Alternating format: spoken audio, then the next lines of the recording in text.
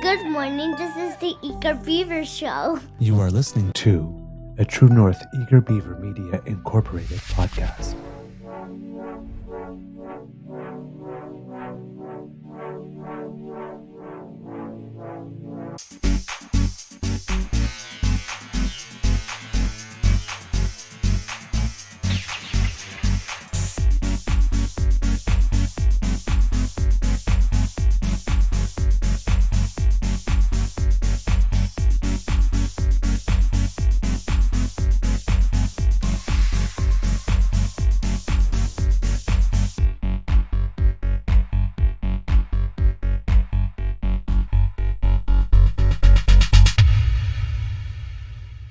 The True North Eager Beaver podcasts are proudly brought to you by our founding sponsors, the Misfit Mysteries from Corvid Moon Publishing, your source for science fiction, fantasy, and cozy mysteries featuring a broad diversity of characters, CanadianTarot.com, your uniquely Canadian online eclectic tarot community, and the Peppermaster, hot pepper sauces made from farm-fresh ingredients to thrill your taste buds and expand your mind.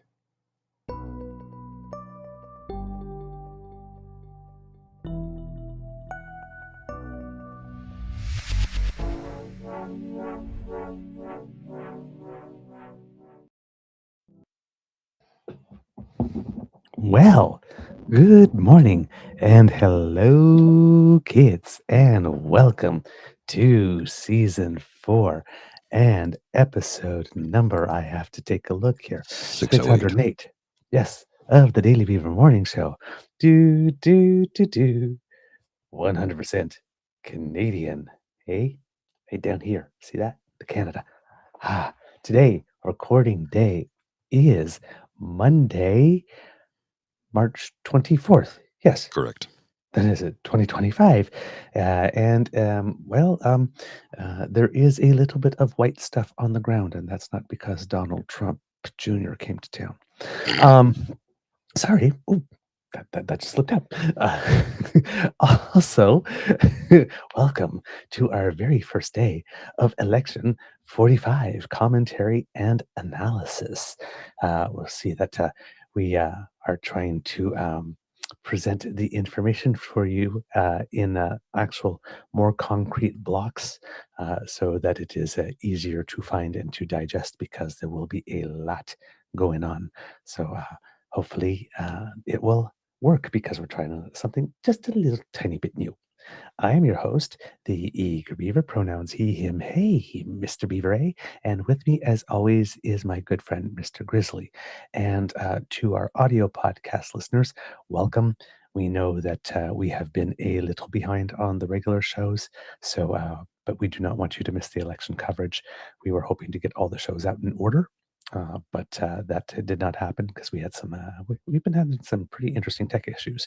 But what we are going to do is get the election shows out to you in real time, and then catch up on the other ones.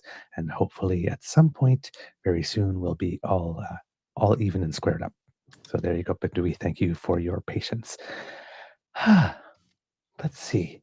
Mr. Grizzly, how's your mental health today, sir?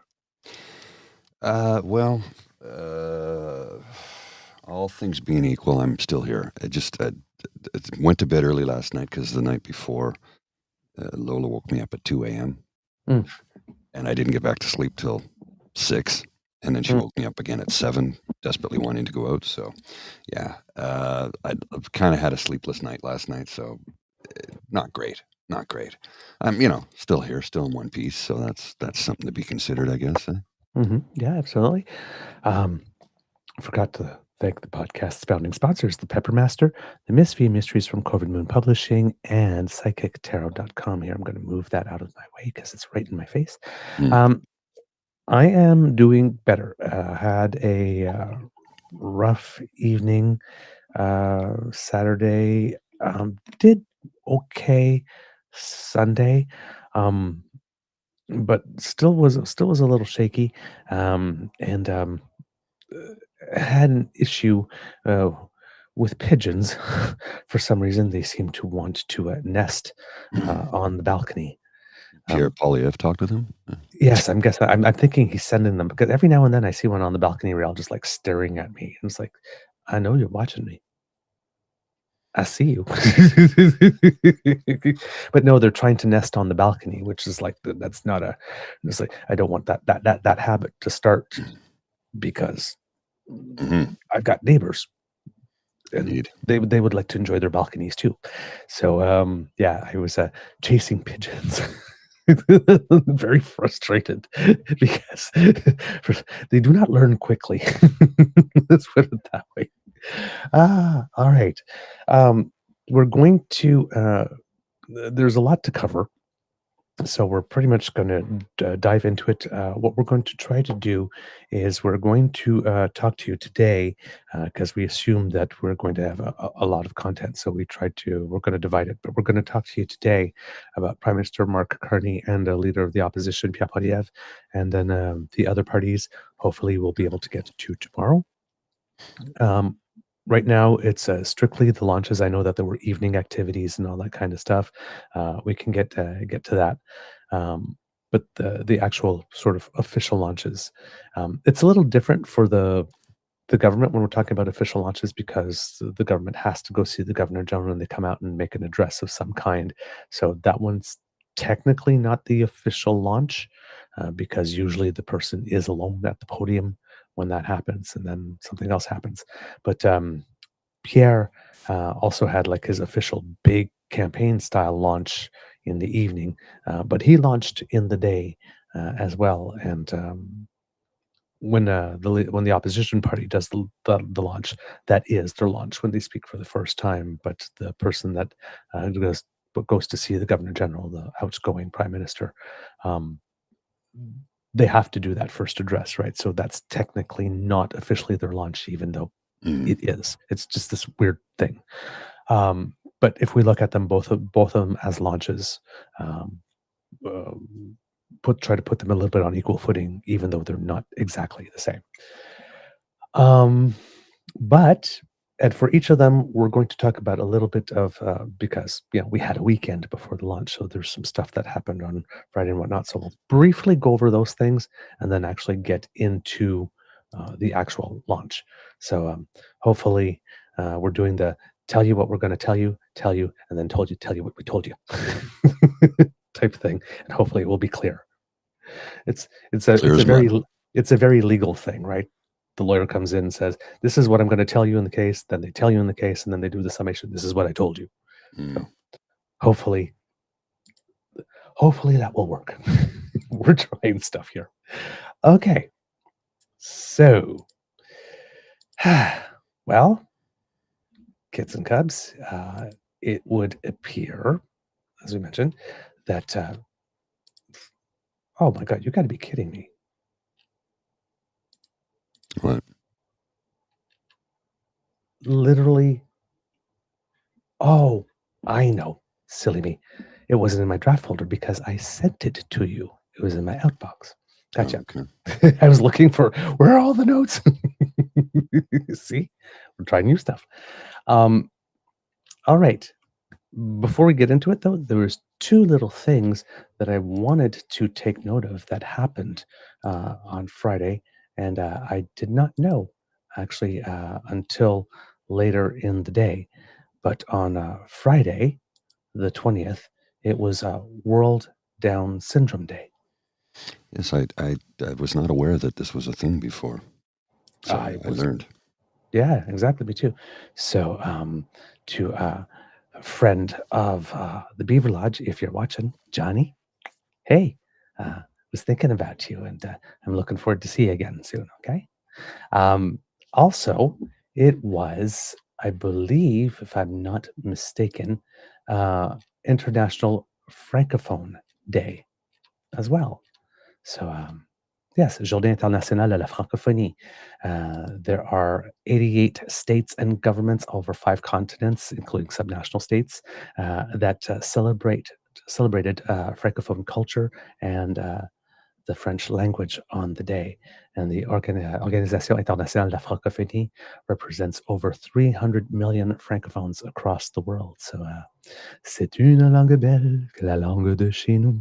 So, happy I hope it was a happy day for all of those who are celebrating as a Franco-Ontarian myself. You know, uh, very, very proud and very happy that my mother sent me to school in full French, because other than the gift of life, the gift of French, having another language and access to a whole other culture and be able to understand even like the subtleties is quite a gift. So thanks, Mom. Merci, Mama. All right. Kids and cubs, we are off. The election is underway. We had the Prime Minister of Canada take a little trip to the Governor General Sunday around noon, where he asked her to officially dissolve Parliament. She issued a proclamation on behalf of the King, and that proclamation then clears the way for the Chief Electoral Officer of Canada to actually issue the writs. And once that is done, the 45th general election was clearly underway. Now, before we get to Mr. Carney, just a little quick check-in with the polls. And I want to make it clear that the reason for which we are checking in on the polls is not to do the breathless horse race thing, right? We'll leave that to the main networks here. But and we don't want to influence you with the polls. We want you to make your decision based on the content. But you need to know what the public opinion polls are saying to understand the temperature of the overall bathwater, or the overall water that the political sharks that we're going to talk about are swimming in right now. Because this is what we know. And then they have their internal polling that's even more detailed. And knowing where those things sit sometimes gets you to understand the behavior and the policies that you're about to see.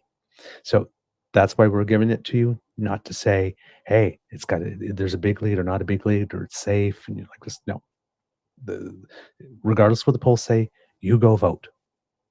Period. Right? Period. Just vote. Just vote. But to understand what they're doing, you need to know what they're seeing so you can understand either the panic or the confidence. All right.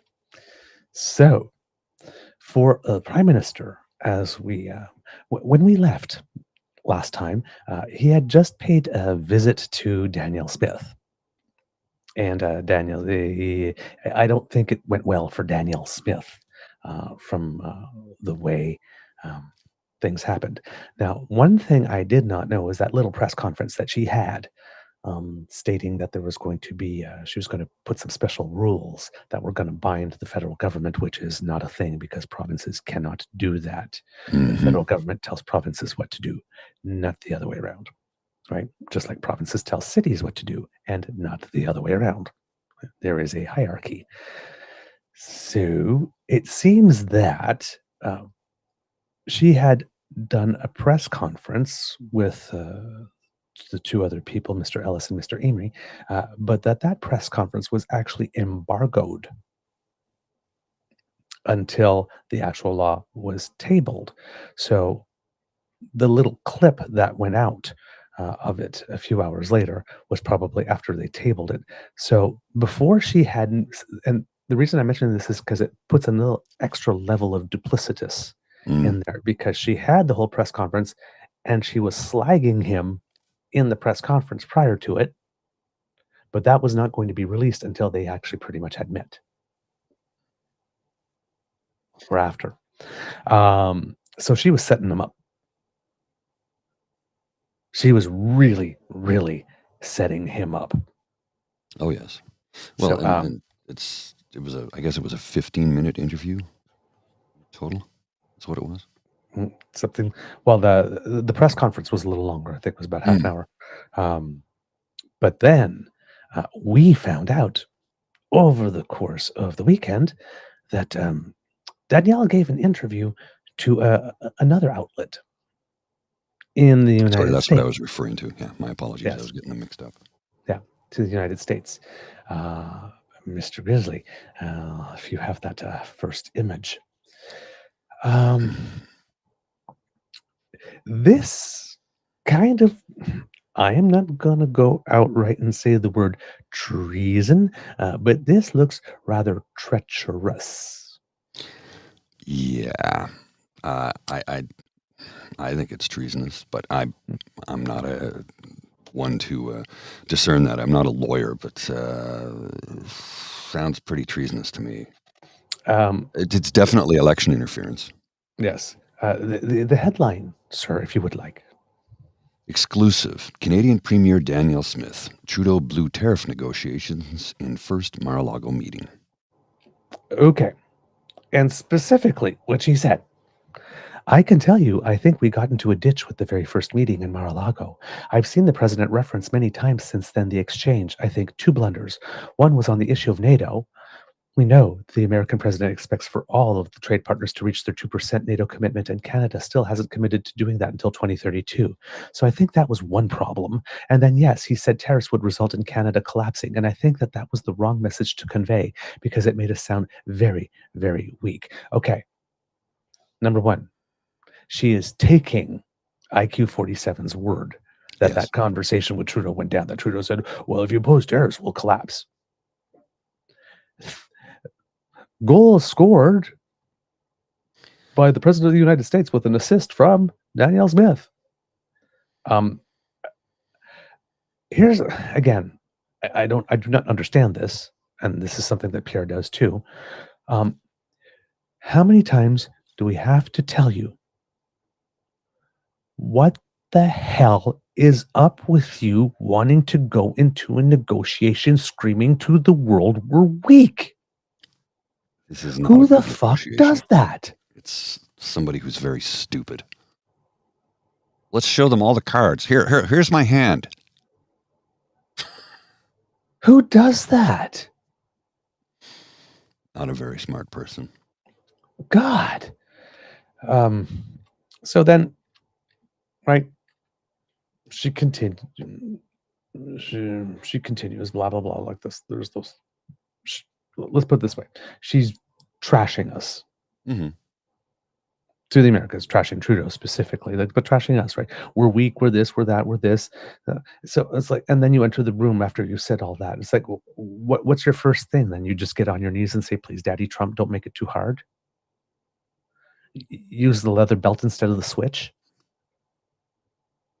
We're so weak. We can't stand the leather belt. Just use the switch. No, not 100 lashes, just 50. We're so weak. We can't stand it. Please have mercy. Like, what the hell negotiation position is that? It's a terrible one.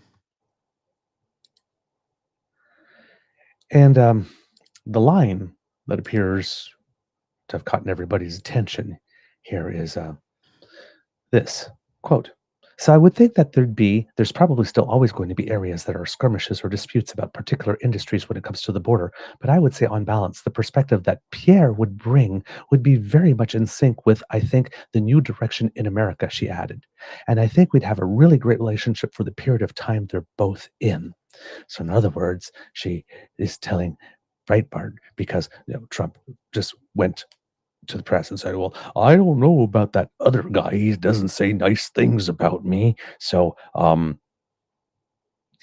think I want the liberals to win. And it's like, and I'm sitting there and I'm thinking, like, that was really weird. And I'm thinking, oh, wait a minute. Yeah, that smells like Danielle advice, doesn't it? Yeah. So I was like, it really smacks like Danielle went down to talk to some of those IQ 47 officials and said, hey, guys, listen, man, like, our guy is like blowing it, I guess, and the association with you is really not helping. So if you could just like tamp it down for a little bit, I guess, until he wins. Mm-hmm. And then I promise you, I and him will help you hollow out Canada.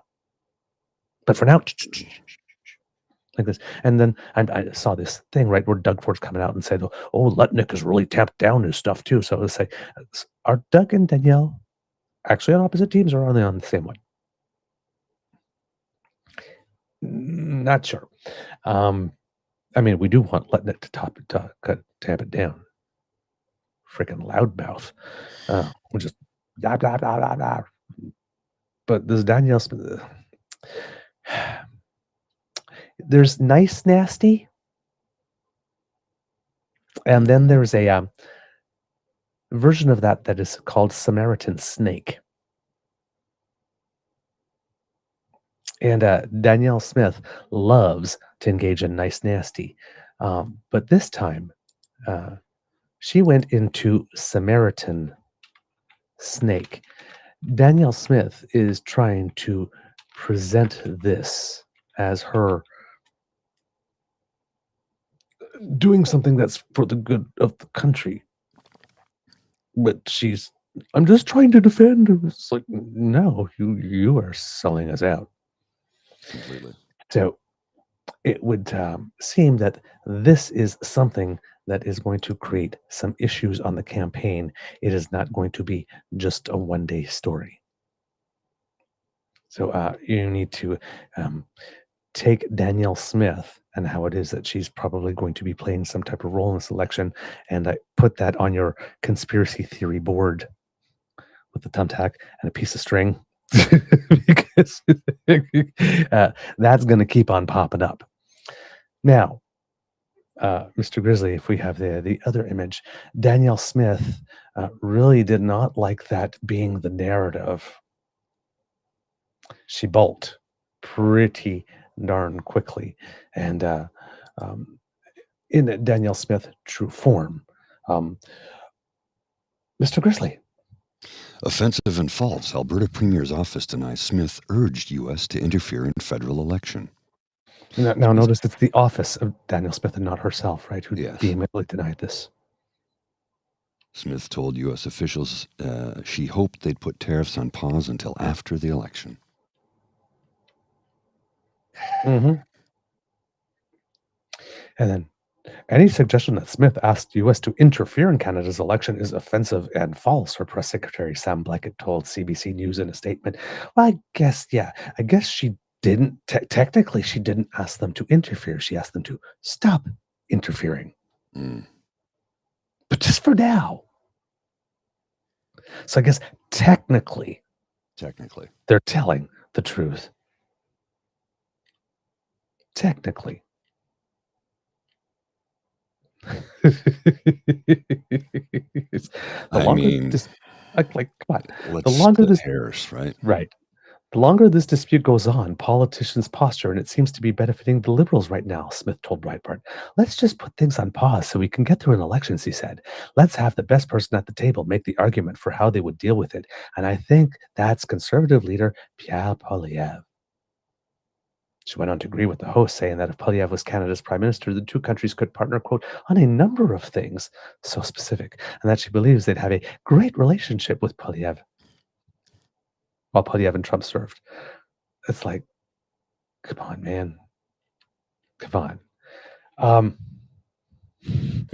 And then it's like, people are like trying to make an excuse. I think she was just answering a question that she was asked. Yeah, she was just answering, but I mean, the problem is the answer.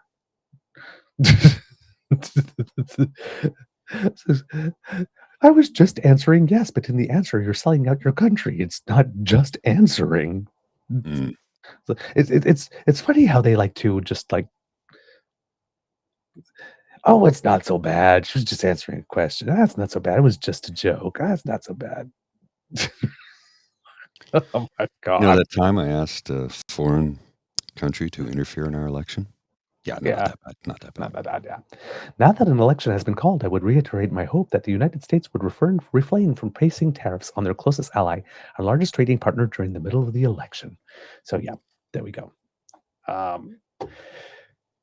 So yeah, she's sticking her nose everywhere where it doesn't belong. Well, now, and the dirty politicking is really underway. If you've seen some of the recent,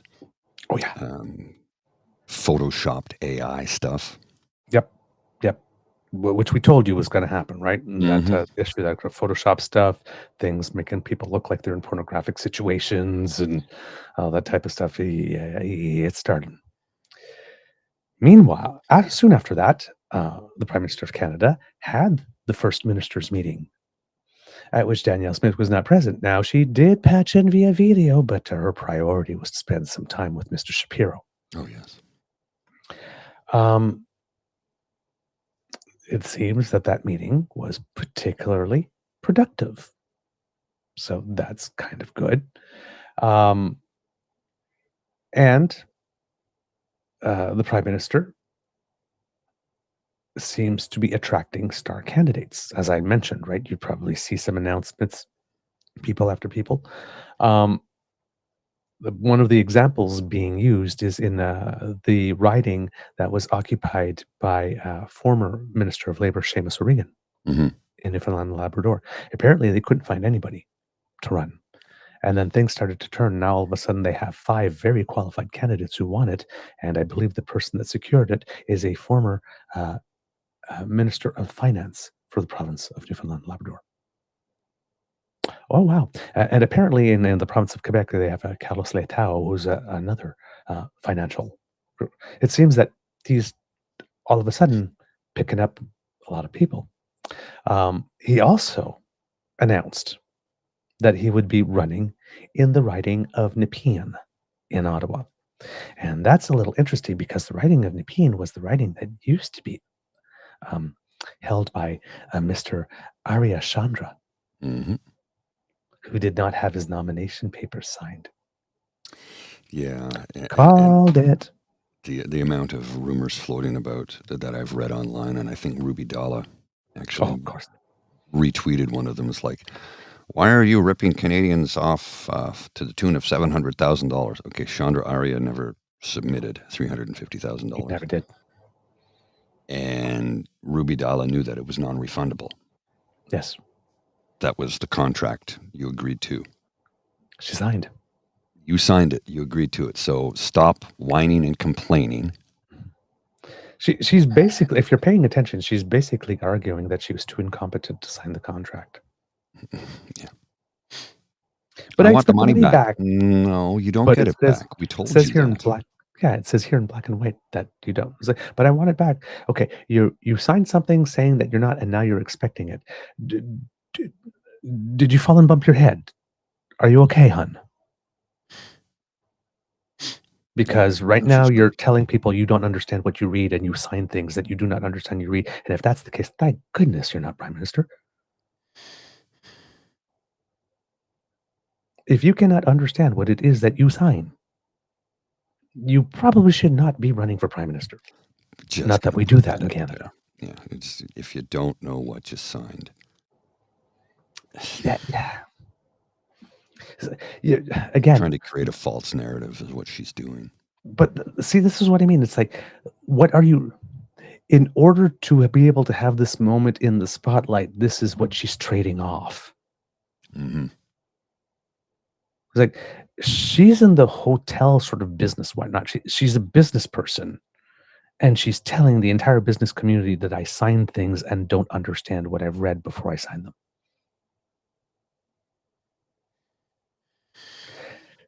Play the long game, girl. Play the long game. Maybe read a document before you sign it, especially when it comes to $350,000 payout. But it's like, also think through your strategy. Mhm. If you say, when you say X, it Mhm. also means Y. You're also saying something else, right? It's Well, that whole expression, like if I'm pointing a finger at someone, right? There's 4 more pointing back or something.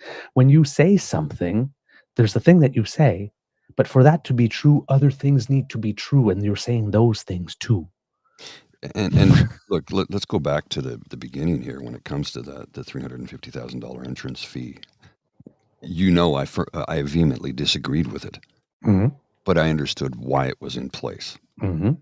I disagreed with it because somebody like me could never run for that position Mhm. ever. Because how am I going to come up? I barely afford to pay my rent. How am I going to come up with $350,000? So it eliminates a pathway for the average Canadian to ever get into politics, and in that respect, from a leadership position. And just entering in to run for a member of parliament is difficult enough as it is on its own. Mhm. So the pathway for an average Canadian to get there, it's not blocked, but the access is extremely limited. So Mhm. I disagreed with it, but I understood it. I Yeah. understood why they did it. But here's the thing again, right? Look at liberals and conservatives. Liberals had a very, very short window, Mhm. had to do it fast, don't want to have a lot of distraction and noise, just high quality candidates, $350,000. The conservative leadership race that Pierre won in 2022 with no election coming Mhm. anytime soon, that was 300,000. Right. No big mess about that. They Nobody had talked all about the that. time in the world Yeah. to organize that one. Yeah, There was because no rush. Parliament wasn't prorogued and the Prime Minister wasn't stepping down. There was, they had all the time in the world, like you said. And $300,000, again, it's a barricade to the average Canadian. Mm-hmm. So that was done to make sure Pierre didn't have competition from a source that wasn't as well financed, but that would come across better. Mm-hmm. This one is, we got to do this the fastest leadership race in our party's history. I was like, let's just cut to the chase and let's get to the queen that'll rise to the top now. And this is also, correct me if I'm wrong, isn't this? And we had 4 quality candidates. Isn't this the shortest federal election? It's the shortest possible, yes. Yes, shortest possible, right. Yeah, I'm not sure if it's the shortest ever, but it's the shortest possible that was available. So he had the meeting with the first ministers, because it seems to have gone really well. Even with Danielle, apparently everybody signed on to the communique this time. So already that's an improvement. Because last time there was a first ministers meeting, Danielle wouldn't sign on to the communique. Just saying. And then there was a whole slew of announcements that came along, right? There's a GST cut on houses of $1 million or less. There was the expansion of the dental care program. It's going to open up sometime in May for people who are 18 to 64 living in households that net $90,000 or less per year. He announced that he was going to invest $200 million in a new LNG project. As Pierre is saying, hey, Bill C-69, the No More Pipelines project is it's happening. And it seems that there was some type of agreement between the premiers, among a whole bunch of other things, to try to establish some pre-cleared trade corridors or something like that for type of and resource transportation corridors.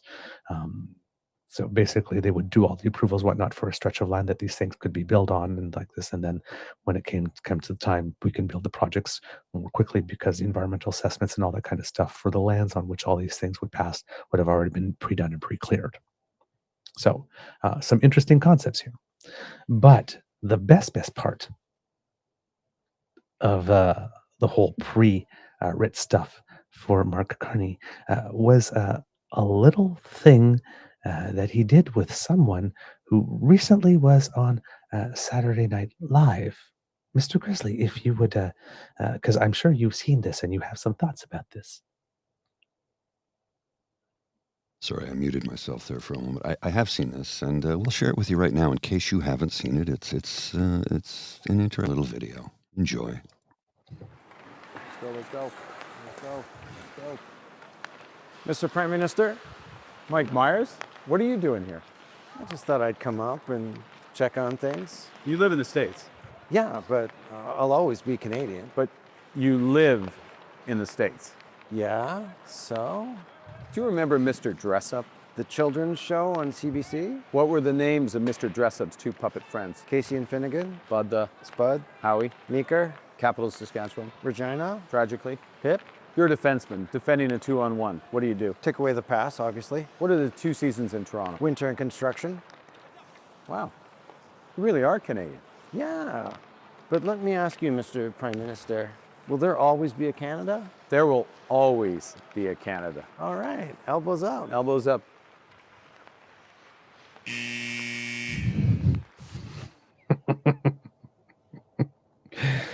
And for those who haven't seen it, at the end, they catch them from the back, and Michael Myers turns around, and he's wearing a number 51, and the last name is Never. Yes, Never 51. The amount of bizarre commentary on that video from bots and trolls is just mind-numbing. I'm like...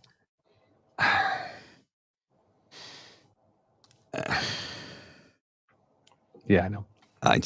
I'm reading through some of them, and I'm like, there's some really disturbed human beings in this world, along with a entire bot army and troll army, period. Yeah. It's just... The funniest one I saw was somebody going like, oh, the acting is terrible. And it's like, dude, it's not Gone with the Wind. It's not the Shawshank Redemption here. it's a political ad. How much depth do you want? Now, strategically, though, Mr. Grizzly, right? The big question with Mark Carney is he's a banker. He must be dry. Like, and this question that they always turn around and say, like, would you like to have a beer with him? Yeah. Look at this, what Mr. Carney's putting out, and then look what Pierre has been putting out for the last little while. And who would you want to have beer with? The guy that sits and makes this type of clip with Mike Myers, playing on the fact the conservatives say, hey, he called himself a European. He's not really Canadian when he lived away to be the governor of the Bank of Canada. And then Mike Myers is like, well, wait a minute. Say, but you live in the States. Mark Carney is playing on the attack against him. Yes. That he lived elsewhere, so he's not really one of us. It's brilliant. I'm It's always brilliant. going to be Canadian. Well, some of the blowback. Well, Mike Myers bragged about being an American citizen. Yeah. And Andrew Scheer is an American citizen. Stéphane Dion was a French citizen, so was Michael Jean. You can be Canadian and something else. That's the whole point. Yeah. That's the mosaic. I know. But here I'm sitting there like this. Okay. Mark Carney at the rink with Mike Myers, or Pierre Poilièvre in front of a homeless encampment in BC. Who do you want to have a beer with? Yeah, no kidding. I want to have a freaking picture with Carney. We'll invite him down for a pubcast. Jeez. So strategically, again, very good. Again, this guy is nailing it. Mm-hmm. He's too stuffy. He has no sense of humor. He has no personality. Can't relate to the average person.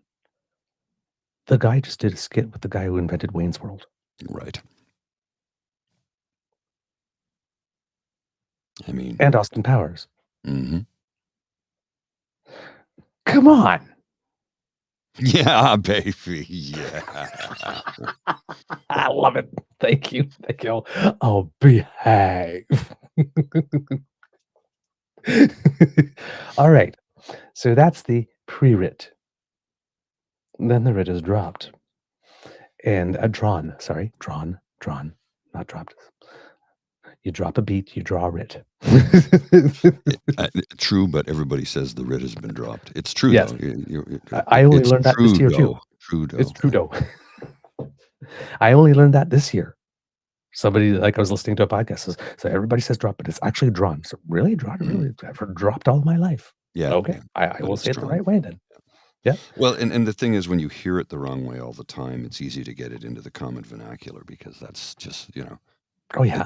Like the word, people will say the word irregardless. That's not a word. The word is regardless. Yep. Irregardless is not a word. Yep. I was having that discussion with my beaver sweetie yesterday. He was talking about fomenting something. I'm going, fomenting? I was like, you mean fomenting? No, fomenting. And then I showed him, like, no, fomenting. I said, it's like, sweetie, it's like, when are you going to? Words are my life. Trust me, it's fomenting. Fomenting. I was like, oh, but I like fomenting better. It's cute. I know, but you're a scientist. It's like a mix between fomenting and fermenting. Yes. But it's one of those ones you should probably have the correct nomenclature. But we all have them, right? For the longest time, I thought it was mischievous and not mischievous. Yes, right? We all have them. We all have them. But once you know. Petri dish. It's actually Petri dish. See, I did not know that. Yeah. Well, we hear Americans pronounce it, and then it gets into our vernacular, but it's Petri dish.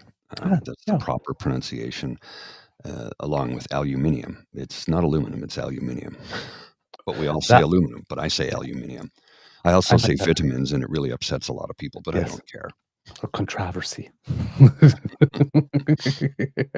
Mr. Grizzly, if you would, we have the clip here, and we're going to, even though the day's events did not start with Prime Minister Mark Carney speaking, as they should have, because somebody could not wait his turn.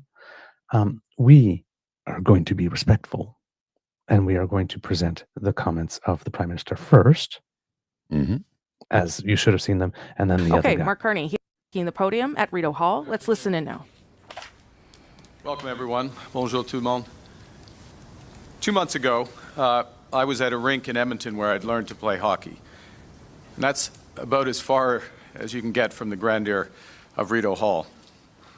And I was there because I was putting up my hand to run for the leadership of the Liberal Party of Canada. And I was doing that because I knew our country needed to take action.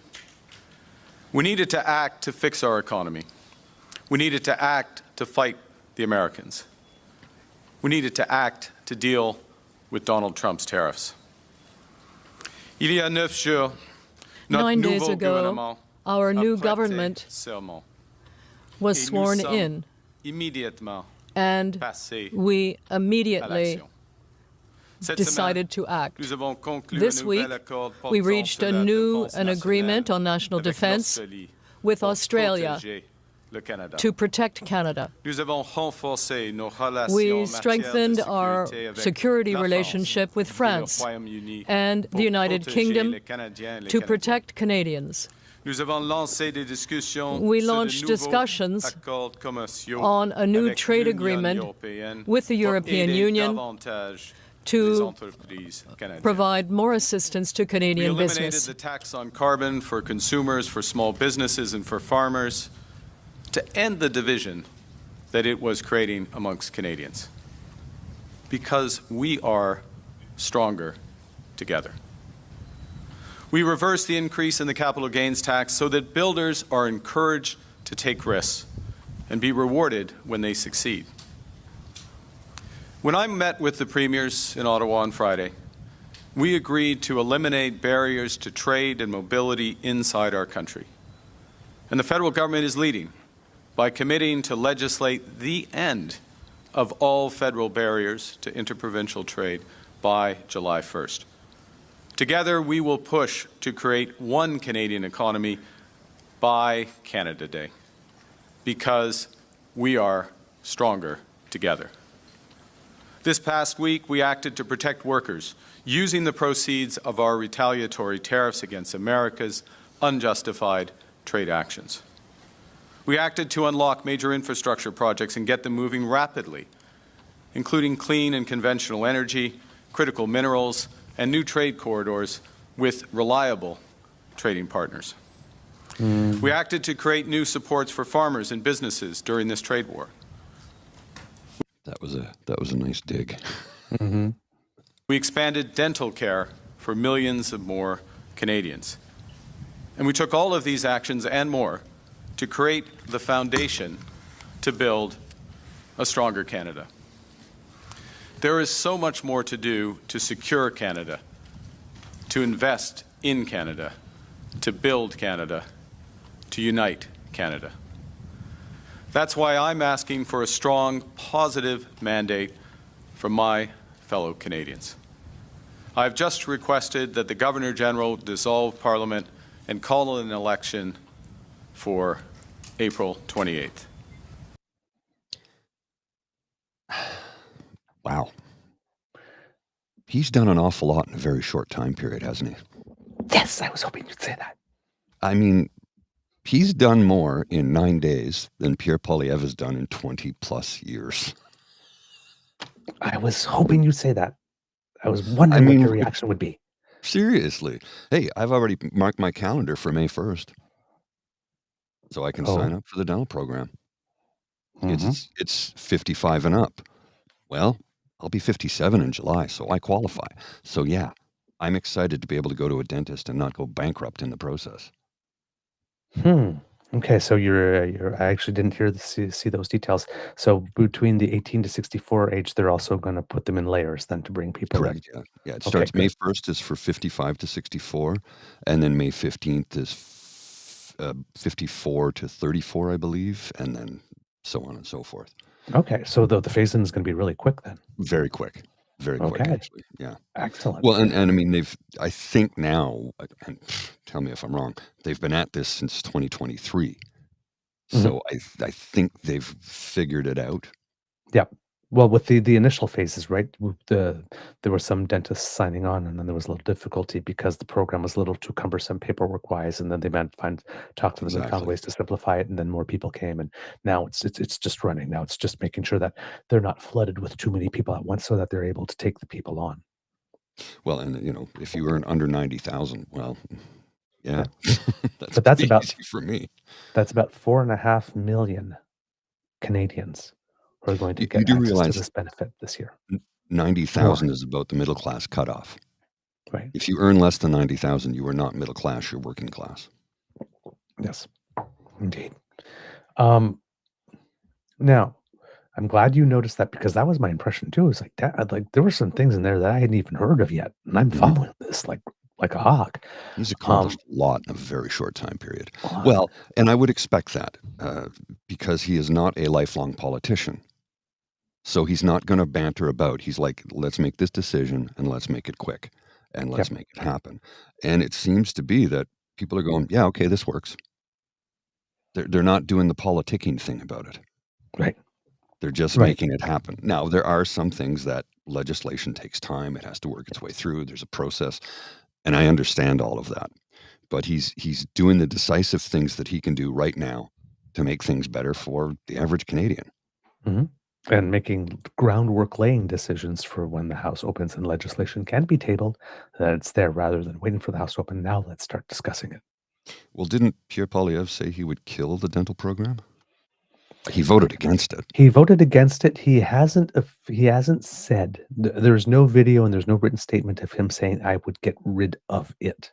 Like his thing was always like, well, it doesn't exist yet, until a couple of people started receiving the service, and now it does exist. Well, they haven't deployed it for everyone, so he hasn't. The suggestion is, and I do not believe he would keep it if he had his druthers, but I don't think he will say it, because that means you want to campaign on taking dental care away from seniors and children, and conservatives, well, they really like seniors because they love fleecing them, and turning around saying, "Now I want to campaigning on wanting to take a benefit away from children," usually does not go well. So this is probably one of those types of things that he doesn't want to do a full-throated statement on, but watch your back for knives, pretty much. So I'm glad that you said that. And Kits and Cubs, I do want you to, if you can, remember, if not all the elements on the list, just remember that there was a long list, because that will come up again in the question and answer period that he will refer to. Refer to it. This comment here from Linda says, my husband hasn't paid a cent for dental work since he qualified for the dental program. I'm like, okay, because I don't know how it works. I know it's dental coverage. I don't know how it works. I'm assuming it's similar to OHIP. And I would assume in Ontario, it would be just show your OHIP card, your provincial health insurance card. I'm assuming. I don't know. Yeah, I don't know how it works, so I don't know if you get a Canada dental benefit card or something, but because and I won't qualify because I do have coverage, but yeah, it'll be interesting to see how it works in real life. But like I said, those who tried it appear to like it, and like it a lot. Yes, I've not heard anything bad about the program. I'm sure somebody somewhere had a bad experience. There's law of averages. There's got to be, right? Got to be. But for the most part, I've had people say, I've been to the dentist for the first time in X number of years because I simply couldn't afford to do it. And the thing was, they wanted to put dental coverage in universal health care at the beginning, but they couldn't get a dentist to sign on to it. So they said, okay, look, let's do this in increments. Let's start with what we have, and we'll work towards that. It only took like 60 years, but Yeah. Now, the important caveat here for those of you who will be qualifying, remember, because we said this before, but we have to remind you, the amount that you get as coverage is the amount that you get as coverage. It's not a rate that the dentist is supposed to charge and not beyond. So your dentist may charge more, right? And you will have to cover the difference, right? But you will still get the full amount of that benefit. Right. Right. But just to know, because some people at the beginning, said, "Hey, wait a minute, I still got somewhat of a bill." It's like the legislation and the plan does not bind the dentists to charging that amount or less. Well, Linda's saying get that much going towards it. Linda says her husband has had cleanings, fillings, repaired a broken tooth. It covers root canals, crowns, and dentures. She says the dental program covers more than my private insurance did when I had it. I'm like, that's good, because as I explained in this program, when we were a small company of 75 people and we got bought out by a bigger one to a company of 1,200, my dental program that I had with the small company covered more. It gave me a stipend of, I think, $1,500 a year is what it covered. And then we went to the new, bigger company. I thought, okay, this should improve. No, it diminished. It cost me more, and I only got $1,200. And the thing was, it was a reimbursement program, not a direct billing. So you had to pay up front and then file through your private insurance company to get coverage, which, oh boy. Yeah. They make it difficult intentionally. So that you are dissuaded from filing. Yeah. And it's literally, they have the worst web interface I've ever seen in my life. It looks like something from 1994, and it is horribly designed, and it is intentionally done that way to dissuade you from filling it up. Yes. Yeah. Make the announcement, get the benefit, but you don't want to spend too much money, so make it very, very difficult or cumbersome to use, so that fewer people use it, and therefore, you have the coverage. It's there like this one. Oh, look how much we say. Look how much look at only what we spend on it. Aren't we efficient and good managers? Stuff like that. Wow. Everybody's going, yeah, but I can't use the damn thing. Well, and the worst part is, again, you pay for it. Yep. I was paying for it through my company. It was like I paid something like $120 a month for this. And I only got $1,200 a year in dental coverage. I'm like, doing the math here. And you pay more than you got. Yeah. Now it cost me $5 for my prescriptions, but I'm going to sign up for Trillium and then not worry about it. Yep. And a question here from Empty Nest Gardens. What about the 20-plus-year-olds working jobs, no benefits, struggling to pay rent? They will be getting coverage. It's coming by June. 18. It's going to cover anyone 18 to 64. Yes. So we've covered all the kids. We've covered seniors and people with and certain other specific groups. But now it's general population of average or regular health, 18 to 64, coming up. Now, we'll continue with Mr. Carney's comments, and I would like you to pay attention to the very interesting twist on a national unity message and the difference in rhetoric versus, Mark Carney's famous line, there's what we can control, what we can't control, versus Pierre Poilièvre's line that we're helpless. And she has agreed. We are facing the most significant crisis of our lifetimes because of President Trump's unjustified trade actions and his threats to our sovereignty. Our response must be to build a strong economy and a more secure Canada. President Trump claims that Canada isn't a real country. He wants to break us so America can own us. We will not let that happen. We're over the shock of the betrayal, but we should never forget the lessons. We have to look out for ourselves. We have to look out for each other. We know that we must look after each other, that we cannot control the U.S. president, but we can control our own destiny. We are masters in our own home. We can control our destiny.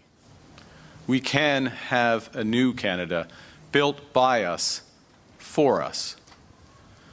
We can give ourselves more than any foreign government can take away. And the best way we can deal with this crisis is to build our strength here at home and help people who will be hit hardest by these tariffs. That's the right thing to do. That's the fair thing to do. That's the Canadian thing to do.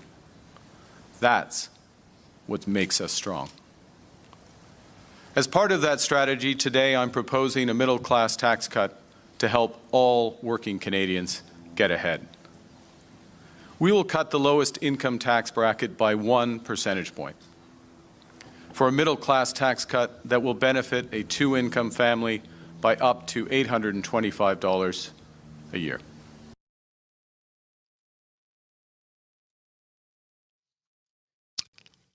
I welcome that. Mm-hmm. I don't know how that's going to help me, but I welcome it. Mm-hmm. It's not all about me either. If rising tide lifts all boats, so yeah, I welcome it, and I think it will help a lot of people. Another $800 in your pocket makes a difference, right? I don't know how it would affect me at all, to be honest with you. But again, the greater good. Yeah.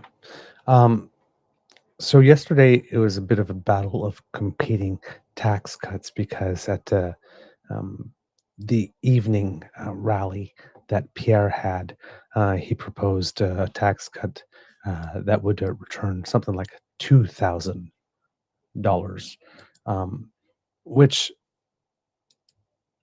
that might be a lot because there are, if you count the number of households that are in Canada, and if he's taking 2,000 fewer from each of them, that's a big chunk of change. Oh yes. And now, of course, Pierre has indicated that he will probably be getting a lot of that money from the tariffs because he wants to take the tariff money and spread it around as a tax cut rather than using the money and helping the people and the industries that are more directly affected. So maybe that's where he's getting the money to fund it all the way up to $2,000. But then that would not, how would I put it?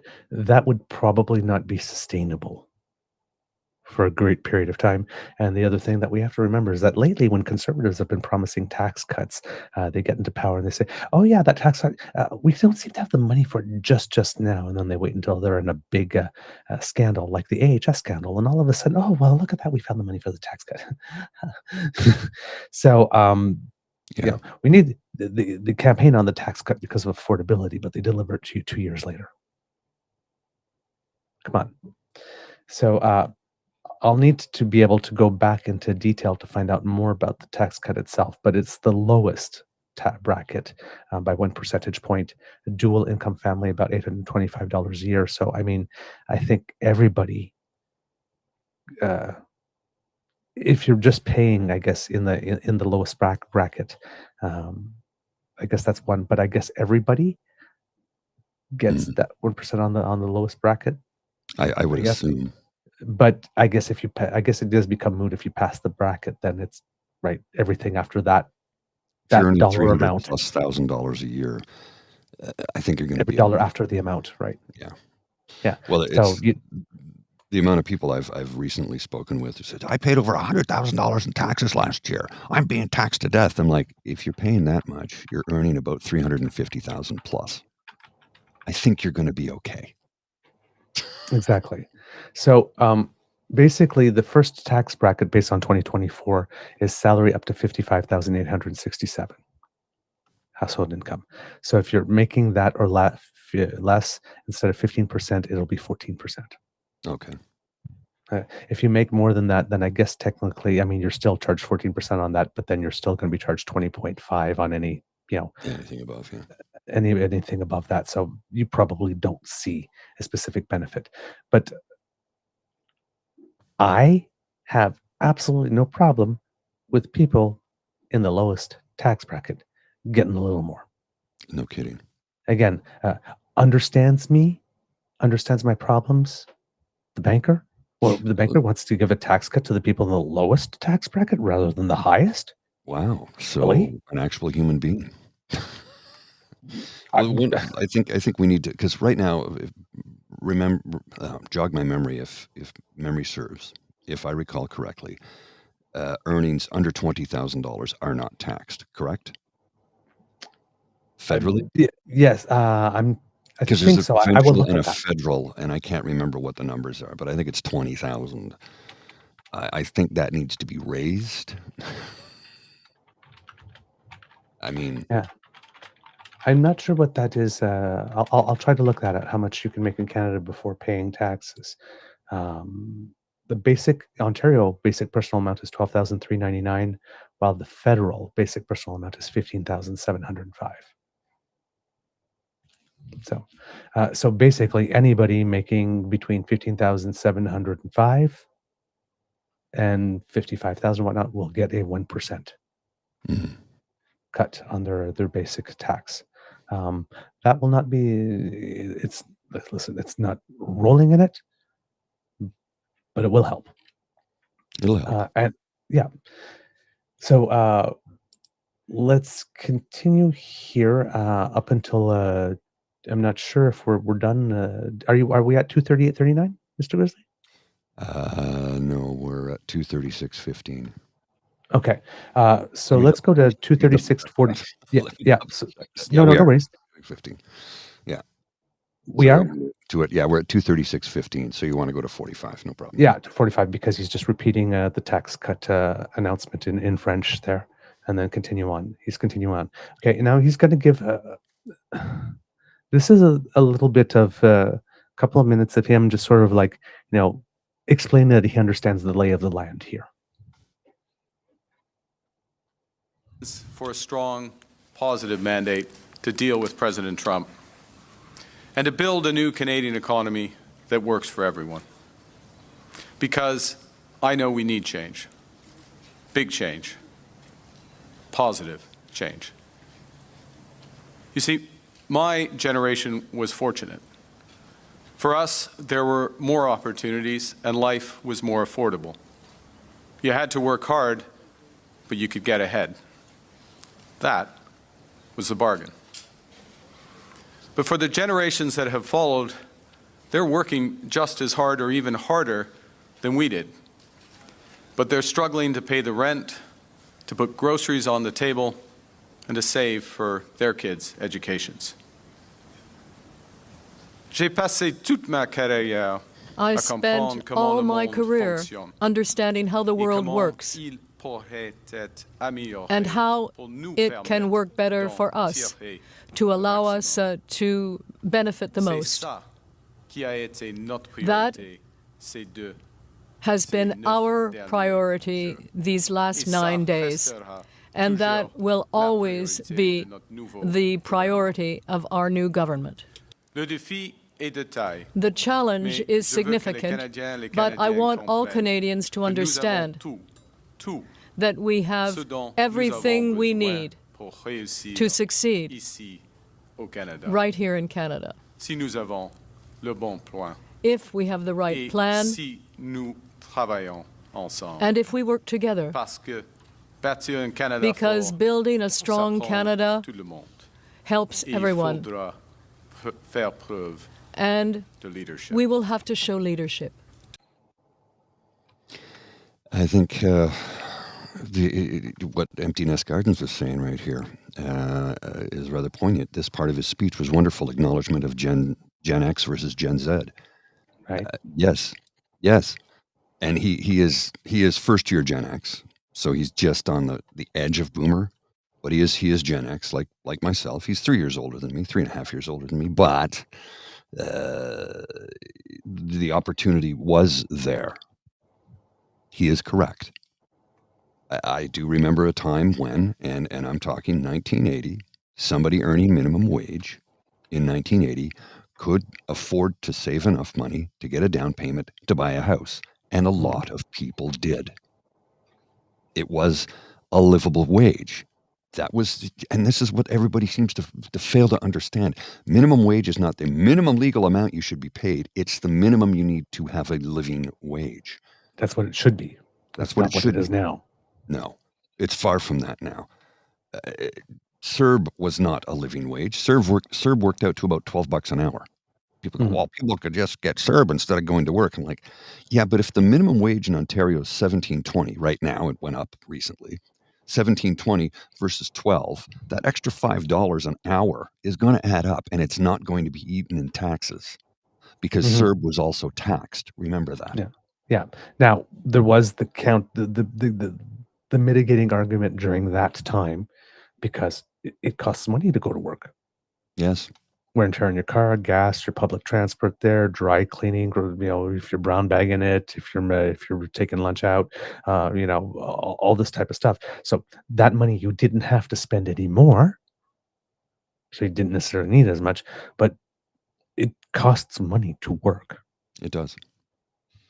It does. Right? A lot of people forget that when they're planning. Conservatives love to forget that when they're planning for you. No kidding.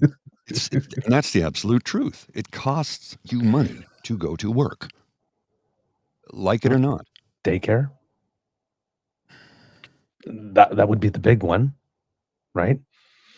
Now, Mr. Grizzly, we get to the best part of this presentation because I believe that the Prime Minister calls out Pierre, and I think he does it in a way that you will like. So I desperately need a coffee, but I'm going to watch this first because this is just chef's kiss is what this is.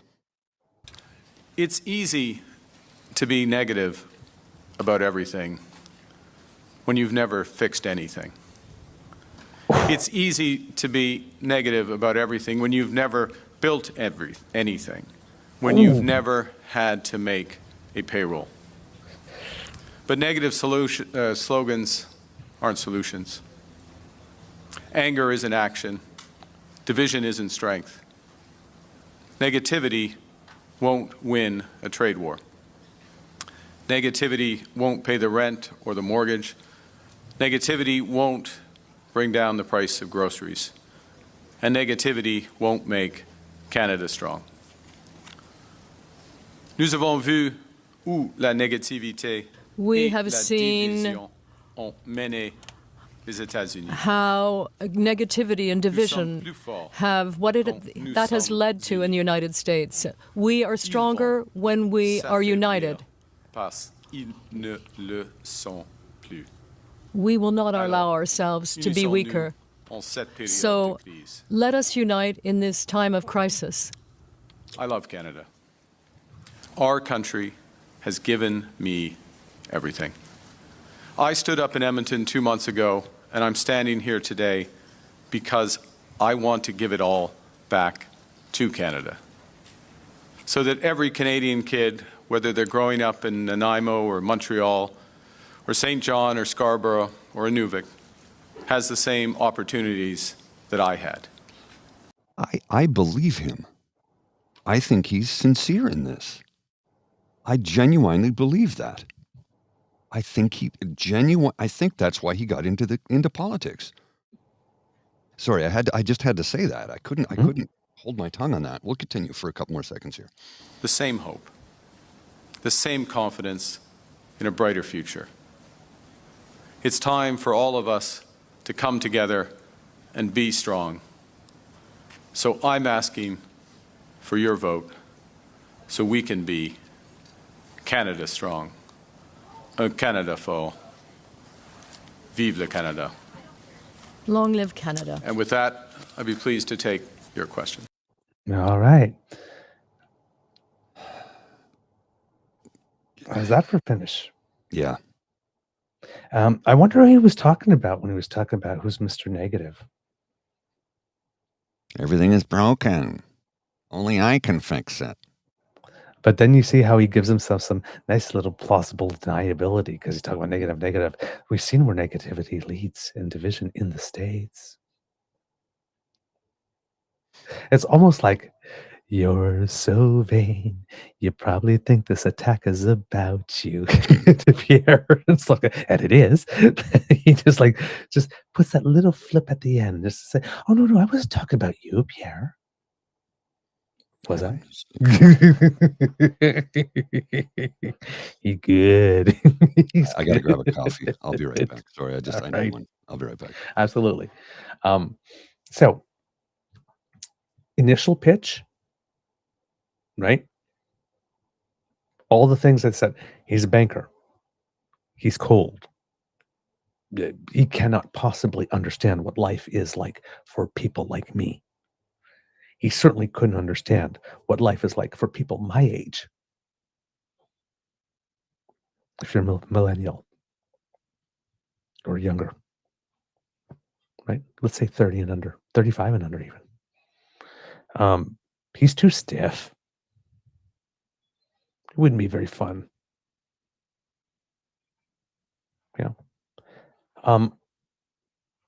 He's been taking the notes. It's clear he's been taking notes. He's been working on it. You can see it. And the package, the original pitch here, is designed to actually address all of those initial criticisms. Now, when you look at it all together, right, here are all the things that we've done in my first 9 days, right? I'm up for the job. I'm doing it. Look, I am on top of it. Then, right, we are not helpless. The other guy's going to tell you you're helpless. We are not helpless. Not only are we not helpless, but we can give ourselves more than anybody can take away from us. But we got to do it together. And then, as something he said before, right? Many times when he first came in to this whole thing, Canada has given me everything I want to give back. I agree. Remember that line, because he's been saying it consistently from the beginning. Remember that line because it comes up again later. Right?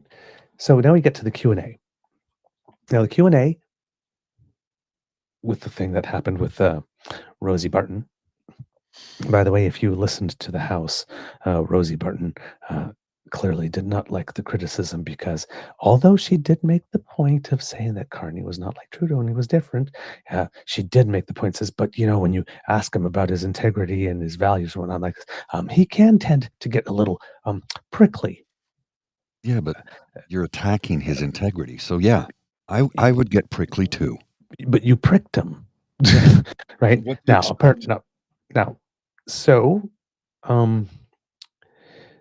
the questions that are coming, especially the first few, I have an impression that now they're not out of line, right? But they are not terse, but very tightly put together. The first ones, and they are not easy questions, but I have no problem with them because these are legit questions based on legit things that for which we have evidence and we see things in observable reality that would naturally prompt the question. Whereas the other one wasn't. The other one was, well, you're a banker. I find it hard to believe that you don't have some type of conflict. Right? And not some type of conflict like, well, yes, of course, there will be a conflict, right? I mean, just Brookfield. Mm-hmm. I guess he's going to need a screen for Brookfield for sure because he was involved in the past. I mean, that goes like this, but that he actually has, when we say conflict, not that, oh, yes, I work for a media station and, and I'm manning, I don't know, a poll station like this. I cannot comment on the election in terms of a media person for like 48 hours, or if I'm working the early voting for the entire 9 or 10 days.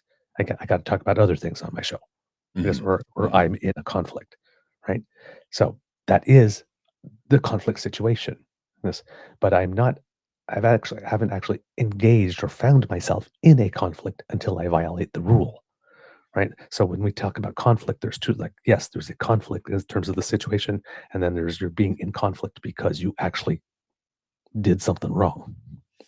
So here we mean conflict because just the situation, but he's made sure they sell all the screens for that.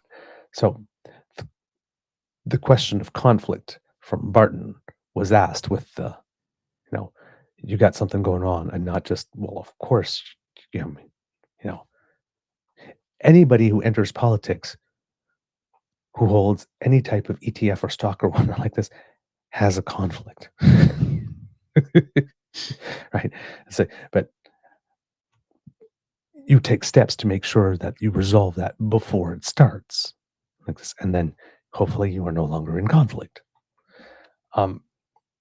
So the questions will be like this, sharper. Sharper is the word that I'm looking for, but justified in this case. And I think it was done to sort of like test them. Oh, you were prickly this time. Well, let's see if you get prickly here again. See if you handle it. So they're giving it. Some people might balk or bristle, but again, these things are always an opportunity. They are giving him an opportunity to show that he cannot be prickly, rather than trying to needle him to see if he will be prickly again. Depends how you look at it. I just want folks to take note of the descriptor on the screen. It says Liberal Party leader, because he is no longer the Prime Minister. Right. He was the Prime Minister for what, 9 days? 9 days. When you go to the Governor General and ask them to dissolve Parliament, you are no longer the Prime Minister. You are just the party leader. Because we officially enter caretaker mode. Now we are in caretaker mode. For all the people who've been screaming about this since March 9th, now we are in caretaker mode. We are now.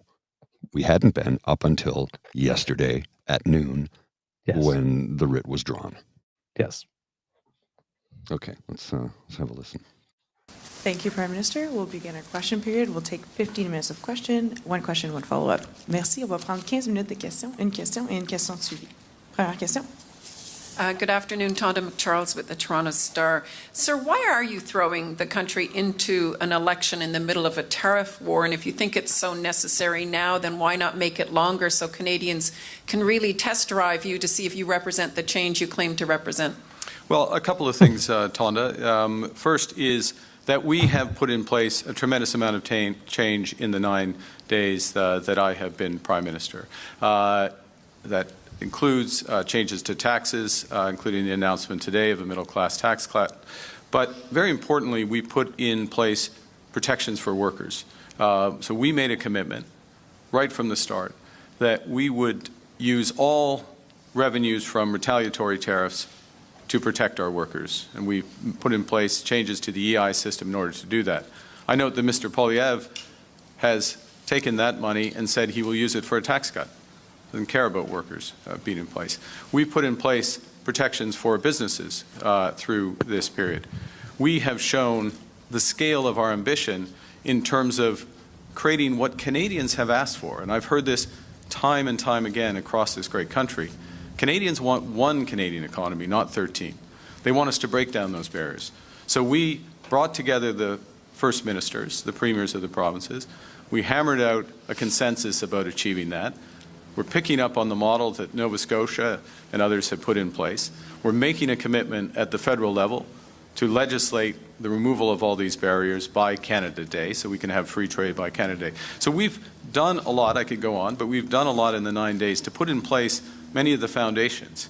But what's important is that the government has a mandate from the Canadian people to finish the job of building that Canadian economy, to finish the job of diversifying our trading partners, and to have a strong mandate to stand up to Donald Trump and the Americans and negotiate the best deal for Canadians.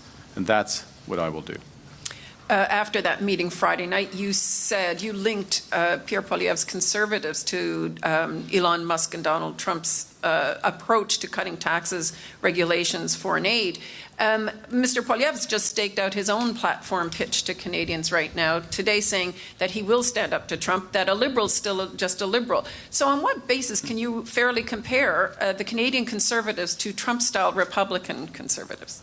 Well, first, the comparisons are quite easy. You look at the language mirrors, and the track record of language stretches back over years. It's not a recent phenomenon, so straight from the language, number one. Secondly, from the intention. So Elon Musk stands up and says, and the Trump administration eliminates foreign aid. Within a few days, Pierre Poilièvre flies in and out of Nunavut and says, I'm going to eliminate foreign aid. By the way, doesn't talk to the Premier, doesn't talk to local Indigenous leaders while he's there, not our approach, obviously. So a series of words plus proposals which are uncannily familiar with the proposals of the Trump administration. Very different from our approach.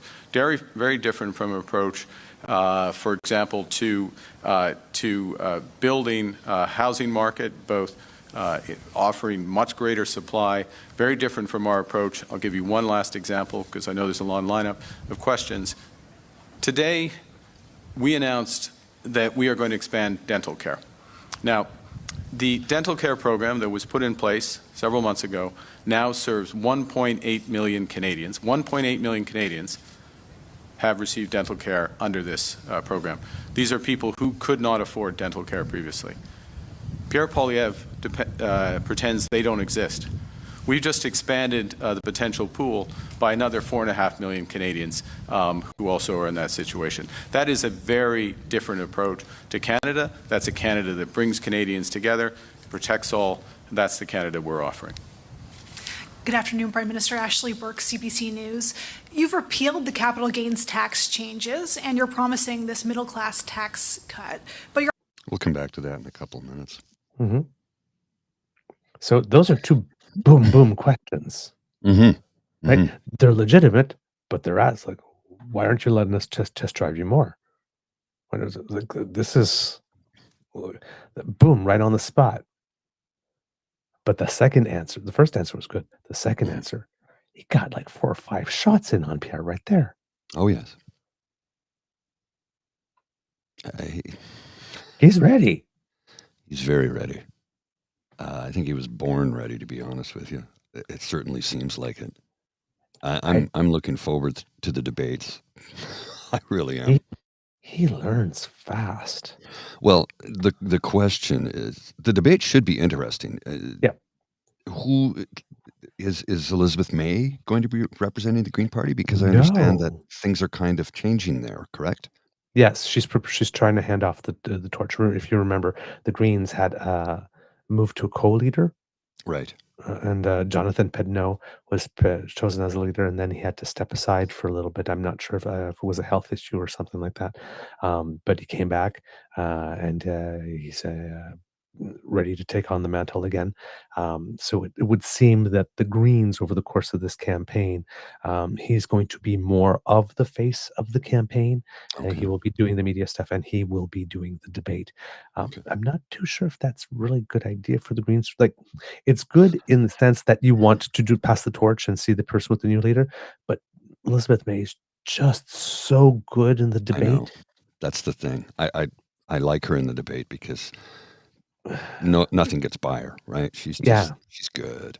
Yeah. So we'll see what happens. I mean, if it's Mr. Pedneau, okay, Either way, I'm really looking forward to the debate because I'm hoping that the moderator will tell Skippy to shut his pie hole when he starts speaking over other people, because he's going to do it. He's going to do it. Please tell me Sachi Kroll is not moderating anything this time around. Pollsters should not be moderating the debates. All right. I'd be happy to do it. Mm-hmm. Now, the one other thing too, by the way, I did include the person that's coordinating the press conference, stating that we'll be taking questions, one and a follow-up. And the reason I did that is because Pierre's campaign apparently has a new policy. Not only is embedded media not there, but nobody's allowed to ask a follow-up question, which means that for the election campaign, Pierre is going to be asked a question, and then he's going to go, well, he's going to essentially give himself permission to practice. I know you answered me the question, but here's the answer that I'm going to give you. And if you're not happy with it, well, you don't get a follow-up question. So too frickin' bad. Yeah. So in other words, he's just announced that the entire campaign, every time he's asked a question, he's just going to talk at you regardless of what the question is and say what he wants. This is not a man you want leading your country. Nope. So there's going to be 2 questions back to back here. So we'll do both of them. Good afternoon, Prime Minister. Ashley Burke, CBC News. You've repealed the capital gains tax changes, and you're promising this middle-class tax cut, but you're also making new spending commitments. So how do you plan to pay for that, and what kind of cuts will you have to make to keep up with your promise of a deficit below 1% of GDP? Well, a couple of things. One is that we are looking at driving efficiency in government, in other words, productivity in government, by flipping around the approach to government, which is to concentrate on the outcomes as opposed to the dollars in.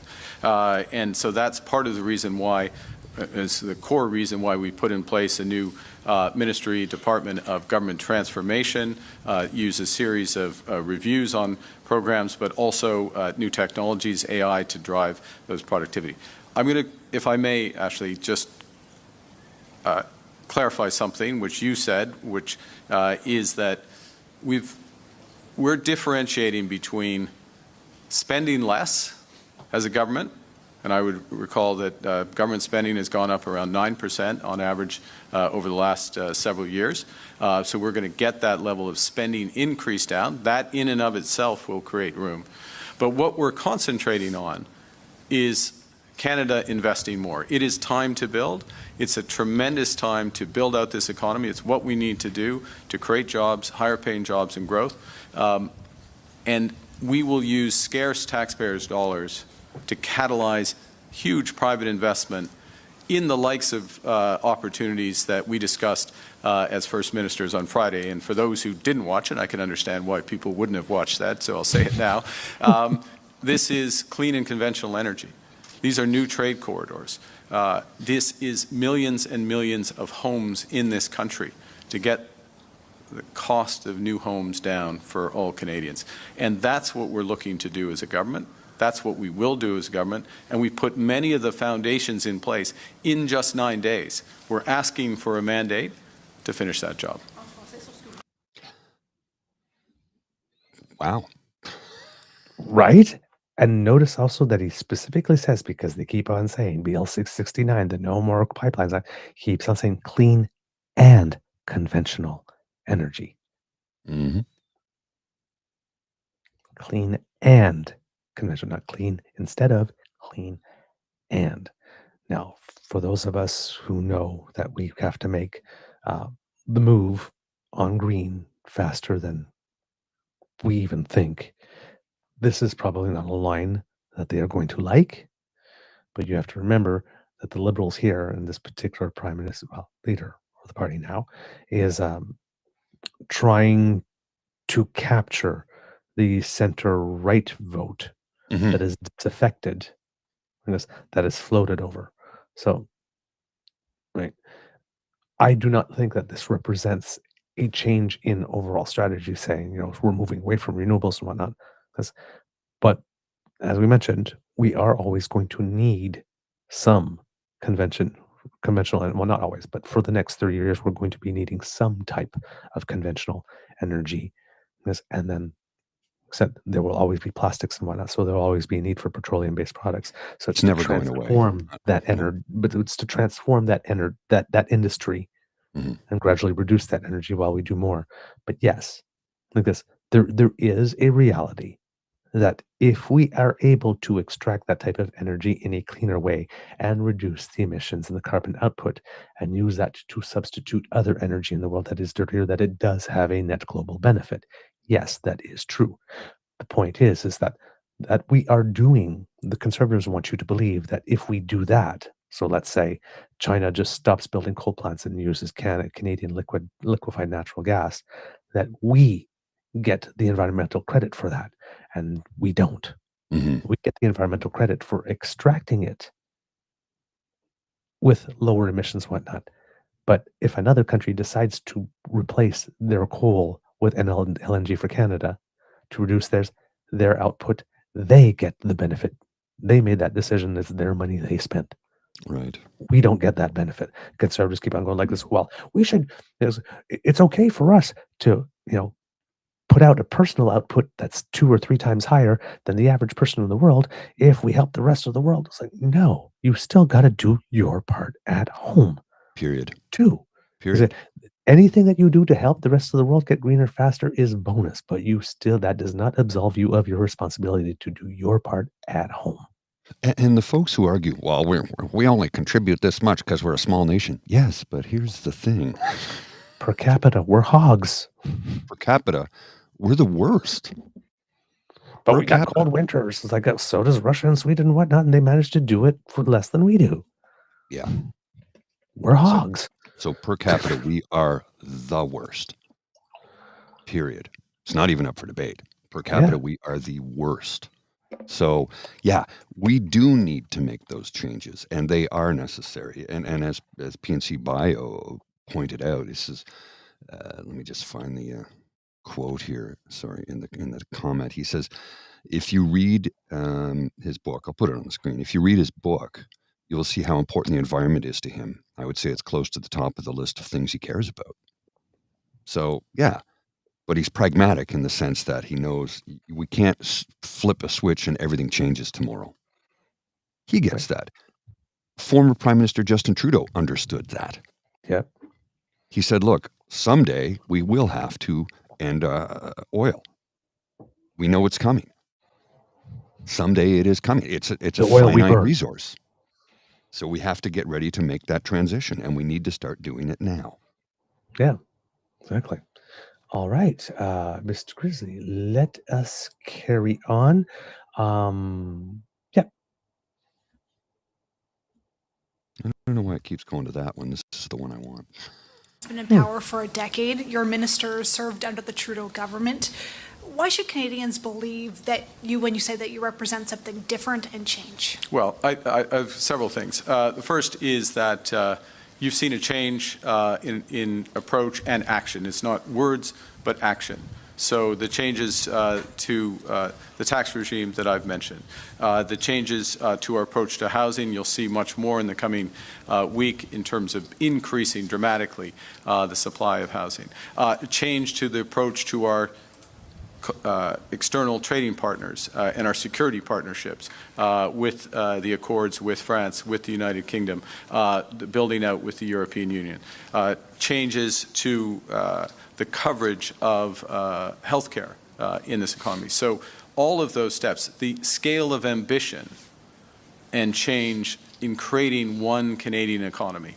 And I think one of the things that I would emphasize is that I recognize, and my government recognizes, the need to act dramatically and act rapidly to build an economy that's strong for Canada, to control what we can control, to build for us and by us. That's what we're doing. The other thing I would add is that we have some very strong members of our caucus of ministers. I'm fortunate to serve with them. We are recruiting some exceptionally strong candidates across this country. Some have been announced. Many more will be announced in the coming days. This is a renewed government, and the proof is in the action, and the action has been considerable. Thank you. I really hope we can help get the message out that he's trying to relay to as many Canadians as possible. I sincerely mean that. He is the best choice for this country right now.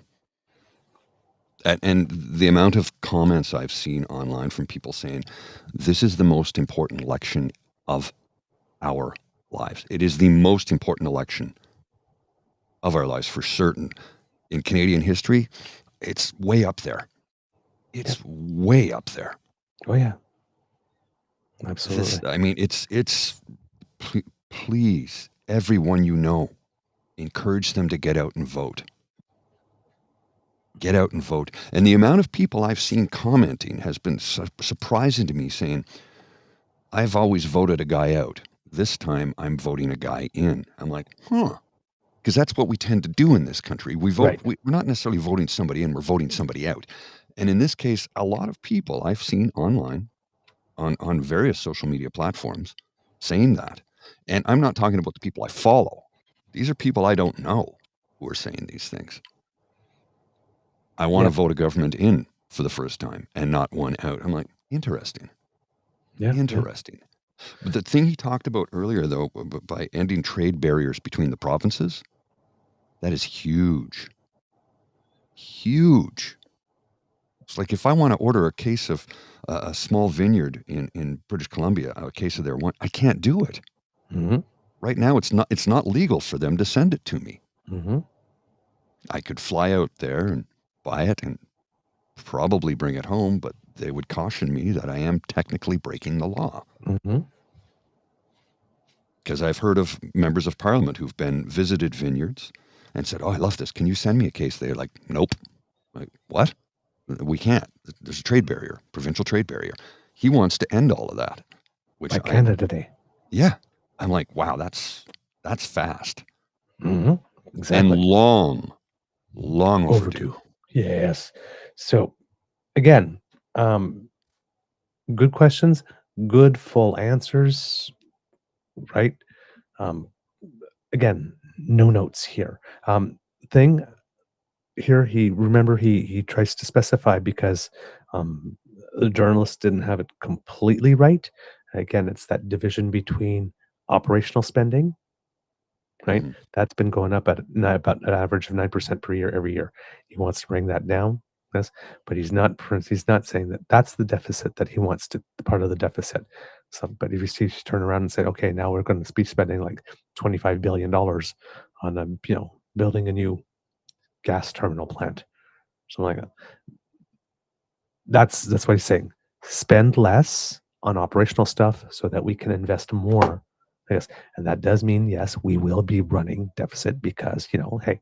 Think you buy $450,000 house. All of a sudden, if you're not paying it cash, you've taken on debt to invest. Because if you do your net cash flow for that year, I guess you're negative a certain $100,000 for the year, right? Because that doesn't mean that you're about to go bankrupt, right? You have an asset that hopefully will gain in value over time. And you're paying. So they're spending and investing specifically. And as a banker, he's going to give us the ledgers for both instead of combining them both together. So that when we say we're running a $15 billion deficit this year, we know that $15 billion deficit within about 3 years will be 100% on stuff that we are actually building for the future. Correct. Right. And not just keeping stuff running. So, and that's a very big distinction, and I have a feeling that that's a distinction in accounting that is probably going to remain for a while, because the first party that will want to take that down after that is established, then the question is, what do you want to hide? Mm-hmm. What operational spending are you trying to hide in the project spending? So I'm hoping that sets us up very well for the future. All right, we're going to continue. And this one, Mr. Grizzly, I see there's two numbers and there's 3 dots. The 3 dots are just him saying the same thing in French. So after the 2509, just pass forward to the other one and just continue. Yeah, no problem. Good afternoon, Mr. Carney. Christopher Nardi from the National Post.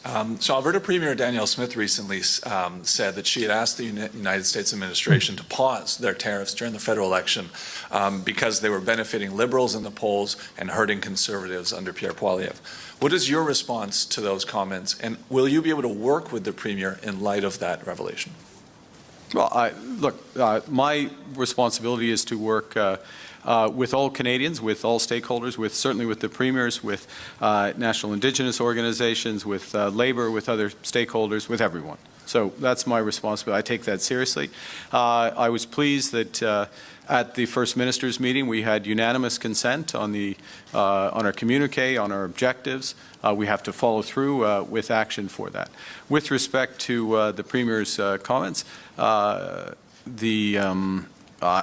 take note of her alignment of Monsieur Poilièvre with Mr. Trump, and would note that that's one of the decisions that Canadians will have to make, whether they want a government that is unifying, that's standing up for Canada, and is taking focused action to build a better economy, or they want division an Americanism, and that's what Mr. Poilièvre seems to be offering, and just endorsed by the Premier of Alberta. In French on Ms. Smith, please. So I'll just skip ahead Right. because he So just just answers the same question en français. So. Yeah.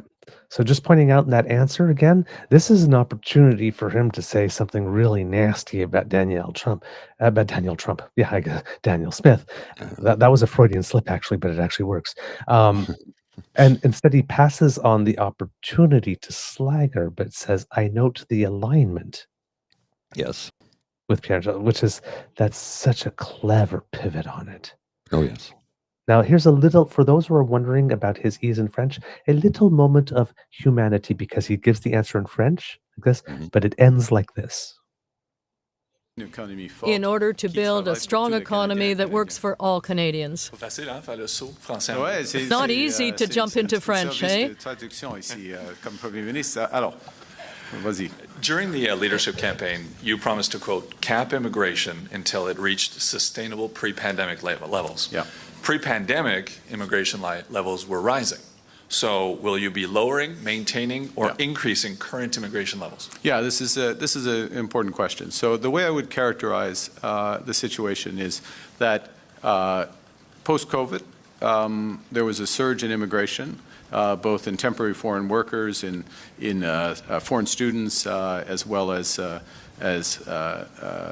permanent immigration, and we have not lived up have not lived up to the bargain with those people. There's not adequate housing. Not everyone who came here for an education was getting an education that they would expect. And a consequence of that, many other aspects, but a consequence of that is the new caps that have been put in place on much lower levels of immigration, including temporary foreign workers, including foreign students. And those caps, or something similar to those levels, in my judgment, need to remain in place until we've expanded housing. We've reabsorbed the levels of immigration that have happened in our country, and so there's not a predetermined point where one would remove or adjust those caps. Si je peux dire, parce que chaque question est I can say this because every question is in English and French. If I can say, with respect to Quebec, well, for Quebec, the issue is integrating immigrants and making them part of Quebec society. So there is a need for a pace that can. Sorry, just little, yeah. He hit on like that ran a little bit longer than I intended it to. I just missed the cues there. My apologies. But he's hitting on all the points. I think. And how he's addressing Quebec here, too. Yes, I'm glad you noticed that. He's really trying to unify the country, for sure. There's no question, no debate about that. But he's including Quebec and saying, we want people to integrate into Quebec society. And I'm like, yeah. I'm glad you noticed that, Mr. Grizzly, and it's very, very important, because in this case, again, in this answer, he just scored huge points with minority communities and the Quebecois. Now, he started scoring them in the previous one, right? Just going because, he was asked all that answer when they were asking him, to sort of say it in French. He was like, whew, okay, because there's a lot there like this. And then he answers it, and the journalist goes, oh, it's not easy if we're making the switch to French. I was like, So, but making the effort and acknowledging it, being able to laugh in French shows a certain amount of ease. Then he gets this question, tells communities, we haven't upheld our end of the bargain. That's a mea culpa right there. That needed to be said. And then when he answered, then he says, because you asked me to answer stuff in English and French, so proactively does it, scoring points in Quebec, Yes. And then says in French something that is specifically tailored to the situation in Quebec in French. And this is very important because Pierre Poilièvre, when he does his launch, he opens and says the whole thing in French first. And I listened to see, does he say something different in French and English? He says the exact same thing. And there's absolutely nothing in French when he addresses in French that is particularly tailored to Francophone communities or for the culture in any way, shape, or form. It's just literally the same thing he says in English with nothing tailored, nothing to recognize the specificity of Quebec or the reality of Francophones if they happen to be living outside of Quebec. Indeed. Nothing whatsoever. All it is if I speak first in French, then I'll score the points. But he can't speak to the reality. No. It's one of those things where both of these men have traveled throughout the world. Both Pierre Poilièvre and Mark Carney have traveled throughout the world. Mark Carney has lived in different societies, of course. The difference being Mark Carney's travels have taught him and shaped him as a human being. And Pierre Poilièvre basically spent his entire travel time on a resort in a closed, all-inclusive, where he's not encountered any culture locally, because this man wants to speak to all Canadians. Right. And address them, meet them at their doorstep, and have a conversation. Pierre Poilièvre speaks down to people. Indeed. And that's the difference. One person has been shaped by their life. The other one has not moved one iota from who he was in high school. Exactly. All right. Now we're going to move to this next question, 25550, Mr. Grizzly. And this one I think is very important to you, and it is important to me as well. Make that happen. Prime Minister Carney, you're a practicing Catholic. You went to church before you visited the Governor General this morning. Do you explicitly support a woman's right to choose? And how will your faith impact your policy deliberations should you win this election? Thank you for the question. I wouldn't have drawn attention to the fact I went to church, but thank you for noting it. I absolutely support a woman's right to choose unreservedly, and will defend it as the Liberal Party has defended it proudly and consistently. I will defend the Charter proudly and consistently, as the Liberal Party does. I would say this: I don't speak about these matters. I think what's relevant. When I say matters, my personal faith or spirituality, but I'll say what's relevant is that it informs my sense of responsibility and service. I feel, that I should serve our country the best I can. And if I go back to my journey to be standing in front of you here, I did feel at the turn of the year, as the crisis bore down on us and the need for big change, that I should put my hand up and be part of that change. I'm humbled that I was chosen as leader of the Liberal Party. I'm privileged that I have had this time in government, a short time in government. We have made major changes to put Canada in a stronger position, a much stronger position. But much more needs to be done, and that's why I'm standing here in front of you and have asked, and the Governor General has agreed, for us to have this election so that we can make real change, positive change that brings this country together and builds an economy that works for everyone. Well, I believe we've just encountered an actual Christian. Uh-huh. I love the way he downplays his faith. He goes, that really has nothing to do with, that's my personal thing.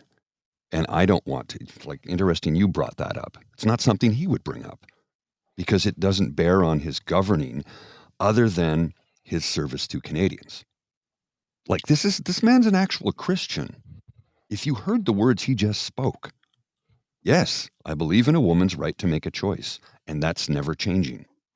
And it's not a lie because as the question was being asked, he was saying absolutely, and you realize that the question was still going on.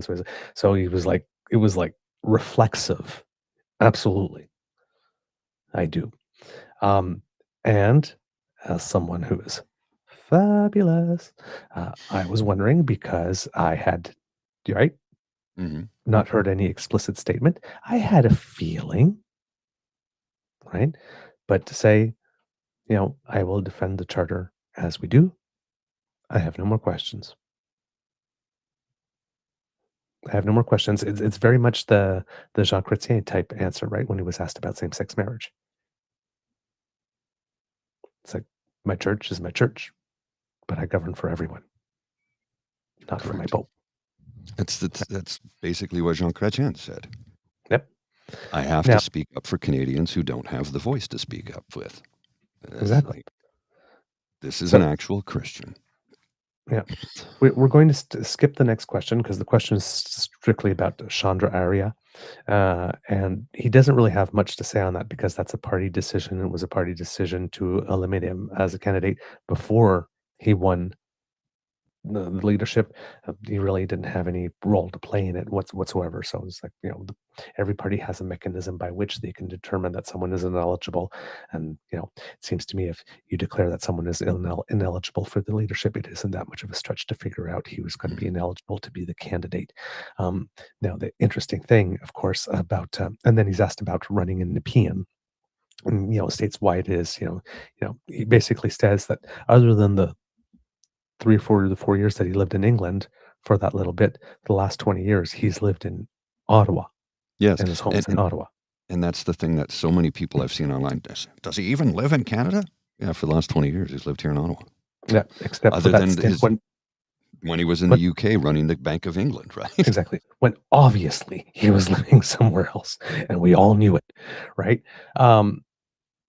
So there's that. Now, the interesting thing about that he does mention, though, is that Nepean is a riding with a median income that is actually lower than the national average. So again, we have a banker that is going to be the MP for an electoral district that has a lower than average income. The same thing that Trudeau, alleged trust fund baby, when he took Papineau, one of the poorest districts in the country. So he's keeping up that tradition. So the people of Nepean, you might have someone that actually truly does actually care about making your life better. And again, it's the riding he's lived in for the past 20 years, with the exception of the few years he was in England running I'm not sure if he lived in Nepean. He's lived in Ottawa because right now his residence is in the Rockcliffe area, which would be Ottawa-Vanier. Oh, okay. But he's been an Ottawa resident. Yes, that is correct. Yes, so he knows Nepean well, and he was able to speak to it. The other thing about Nepean, by the way, it happens to be right next door to the riding of Carleton, Nepean. And guess who's running in that one? I'm pretty sure Bruce Fanjoy is going to win that. So pretty sure he's going to win that riding. So it means that it's been abandoned by the current member of parliament that represents it. Yes. So it'd be really interesting. Maybe the fact that Mr. Carney might be campaigning in his electoral district a couple of times might force PP to come home once or twice and maybe have to, maybe, why aren't you having a town hall maybe in your own riding? You think? So he was then asked to do the Chandra Arya part in French, and then he does that, and he was asked at this point as well as would he take a question from a francophone journalist as well? And then he says one question, and when the journalist asks the question, they say, well, one and hopefully a follow-up, and he actually does stand for the follow-up. So, and he actually, as he's answering the question about Arya like this, he's actually starting to talk about Nepean in French, and then it's sort of like, well, other than francophones who happen to live in Nepean, that our answer is not really of interest to a national scope in French. So he actually cuts off his answer there, says, well, I told you stuff about the Arya stuff. I'm not sure that Nepean stuff is necessary. So I'll stop this one now if you don't mind, so I can take the extra question in French that you asked. Scoring points with francophones, left, right, and center. And it will be noticed. Oh, yes. It will be noticed. So he's got one final question that he's asked. So if we'll skip right away to 30125, Mr. Grizzly. Yeah, I'm there. Yep. Question in French? Oui, bonjour, Monsieur Carney. Yes, hello, Mr. Carney, Le Devoir. My first question, and then I'd like a follow-up. You say you want to make the public service more lean and mean. Can you tell us which programs you would like to cut? Well, there are two things. Si on a un programme pour afin d'accélérer l'investissement dans le logement. There is a program put in place to accelerate investment in housing. Then each government dollar should bring another dollar from the private sector. So it's a question of productivity, not about cutting. Vous n'avez toujours pas parlé à Monsieur Trump. Still have not spoken to Mr. Trump, and the relationship with the United States is really a major concern for voters. They will decide who's the best person to stand up to Mr. Trump. And since the campaign is very short, do you intend to meet with Mr. Trump at some point? And do you feel you can stand up to Mr. Trump? Yes, absolutely. I can certainly stand up to Mr. Trump, but there are certain conditions for my discussion with Mr. Trump. Mr. Trump must recognize that Canada is a sovereign country. He has to say that. He has to accept that. Before we can have a discussion about a trade agreement. So you will not be speaking to Mr. Trump? Well, let's just say there is no meeting that has been planned, but... Merci, c'est ce qui m'a fait la conférence de presse. Thank you. Boom. No tucky-tucky till the 51st state. Shit, stoppy.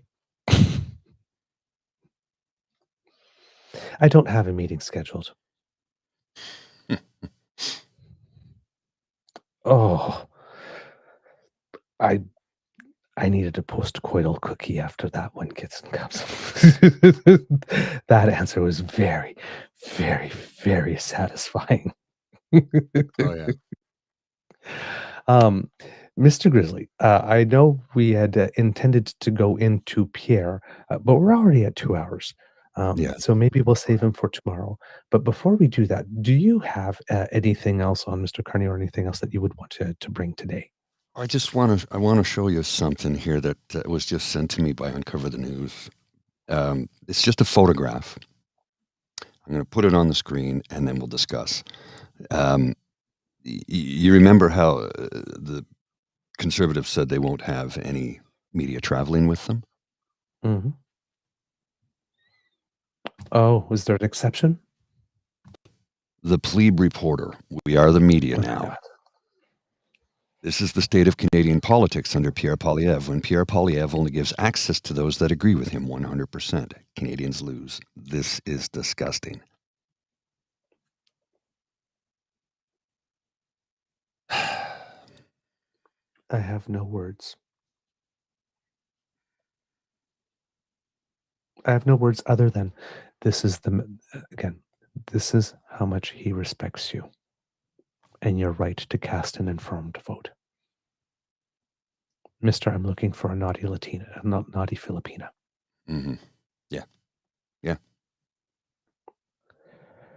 MGTOW. One other thing He's to share with screaming you. One other thing to share with you, and we'll wrap up. It's a 1-minute video clip. We'll get into this more tomorrow, but I do want to share this 1-minute video clip because it's telling.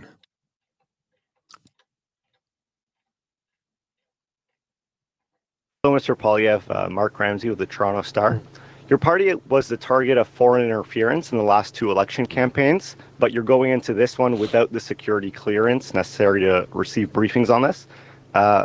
When should Canadians expect you to get that security clearance? Well, I've already had clearance. I was a minister in cabinet already, and the government has the ability to give me any information they think necessary. But what I'm not going to do is go into a process, a politically directed process by the Liberals that they use to decide what I can Not see how it works. and say and comment on. Not how it works. We know that the Liberals have made Canada a playground to foreign interference. They're the ones that have benefited from foreign interference. We also call on the government to have the foreign agent registry set up for this election so that Canadians know if any foreign or hostile regimes are intervening in our democracy so that we can expose that and protect ourselves. En français, s'il vous plaît. No. No. Every Not how single it word of works. that was a lie. Every word of it was a lie. While I've had clearance, yeah, it's long since lapsed. And it's not the right type of clearance. And you don't even have the clearance you need. You do not have NSICOP clearance, and you refuse to get it because you keep saying the Liberals will shut me out by saying, no, that is not how it works. No. There are at least 5 levels of clearance that we know of. Mm-hmm. Like this, there may, you've mentioned cosmic clearance. There might be others that are not, I guess, but there are 5. As a member of the Queen's Privy Council cabinet, I guess, about the top secret is about the most you get. That's level 3. There are 2 more on the highest level as SCI, secured compartmentalized information. I have trouble with that one in English. That's my French coming out. I think that's the type of stuff that you have to go into a skiff to have a conversation. To see. Yeah. Right. You remember Elizabeth May said when she saw it, she went to the skiff. That's why she had to she had to remember some stuff because she wasn't able to take anything out. Because he can't enter the room. No. He has never, ever, ever had it. And then he says, well, if there's anything, then you need to tell me. No.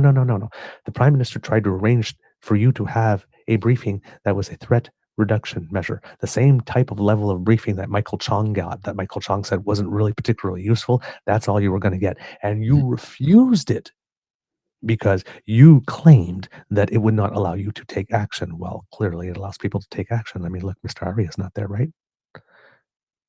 Somebody took action of some kind. Wasn't a big announcement. We don't know why. We don't know like this, but somebody took some action. All of a sudden, he's not a candidate anymore. So there are ways to take action. And you keep on saying, well, the government could give it to me if I wanted to, but you even if that were true, you wouldn't take it, because if you were if it was given to you anyway, you would still be bound by the disclosure laws to the information you got, and you don't want to be bound with them. So even if it were true that you had already had it, but now it's lapsed, but the government could give it to you anyway if you absolutely needed it, you don't want it because you don't want to follow the law that comes with having that information. So it's a nothing statement, and it's all lies. That's all it is. It's lies. Lies upon lies upon lies. Lies upon lies. Mr. Grizzly, do we have a show? We do indeed, sir. All right, kids and cubs, that's the end of this episode of the Daily Beaver Morning Show, Election 45 coverage. 100% Canadian by a nasty beaver and grizzly. All right. Now, please, if you can, because sharing is caring and word of mouth is priceless, please tell your peeps and poops all about us, especially if people are looking to get their analysis and commentary 100% by Canadians for Canadians. If they're looking for that source, hey, please let them know that we're around. And if you do not want to miss an episode, especially the ears-only version, then that QR code, you'll really want to scan it, because we're going to make sure that our election coverage gets out to you on the daily as we're catching up on the other stuff. Scan that, and that will bring you to our pod page, podpage.com/the-true-northeagerbeaver with a hyphen between each one of those words. And when you get there, well, hey, you just click on subscribe, and when we have something fresh off the bandwidth, it comes directly to you. Now, if you'd like to help us in other ways, and thanks to the Ray Girl for helping us with that. If you'd like to help us in other ways, then maybe you want to surf on down to the True North Eager Beaver Media Incorporated YouTube page, where we have buttons like, share, and subscribe waiting for you to click, lick, and flick. Please help us out with the algorithm, and then get yourself some happy while you're there. All right? And if you would like to help us in another way, kids and cubs, well, hey, we have the Eager Beaver Lodge Emergency Hydration Fund, where every day we fight against the scourge that is dry beaver. So if you would like to help us in that, I mean, if we don't take care of the beavers, who will? Right? So if you want to make sure, then hey, that QR code by Mr. Grizzly's head will bring you right down to the Emergency Hydration Fund, where you can leave us a little bit of coinage and therefore make sure that we keep on speaking moistly to you throughout the entire campaign. Thank you so much for all of your support. And we do have a few thanks to give to some kids and cubs. But since we're already over 2 hours, we'll save that till tomorrow's show. But thank you so much for your generosity and your enthusiastic expressions of encouragement. Because democracy is something that you do well, kids and cubs. Election period, right? So get to know your candidates. I've seen some comments in the chats about kids getting involved, supporting certain candidates, finding out. Please do get yourself into the game, and of course, it's never too early to start planning your vote and making sure that you don't vote alone, because friends do not let friends do democracy alone, right? Bring somebody with us. It's more fun. The party is more fun when we have more people. So anything that you can do there, that's very, very important. All right. Mr. Grizzly, do you have some words of wisdom? Yes.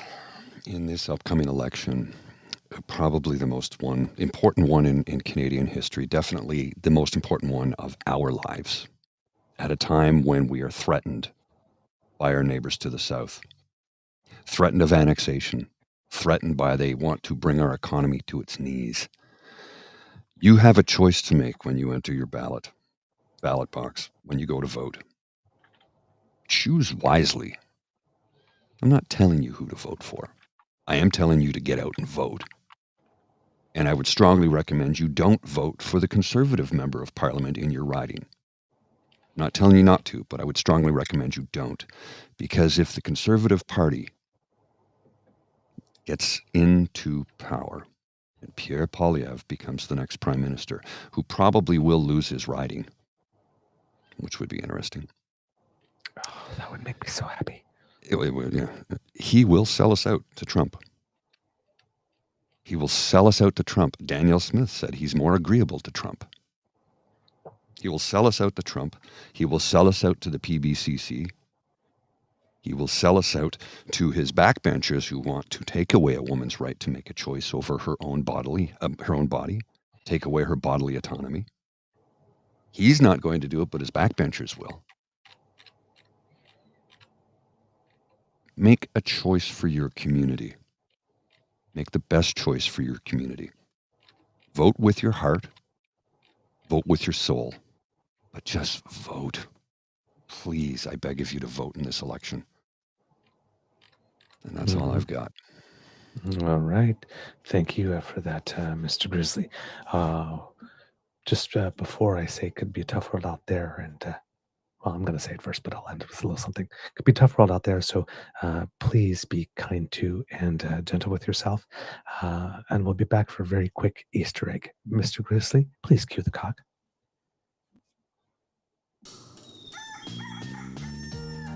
You are listening to a True North Eager Beaver Media Incorporated podcast.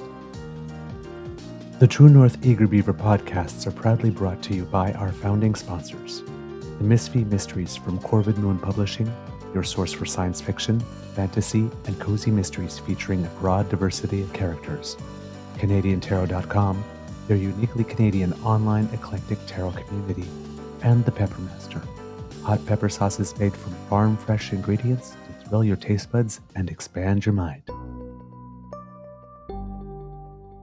We are grateful to the Crier Media Network for its support, Pete Jarvis for our artwork, and Paul Joseph Something for our opening and closing sequence music.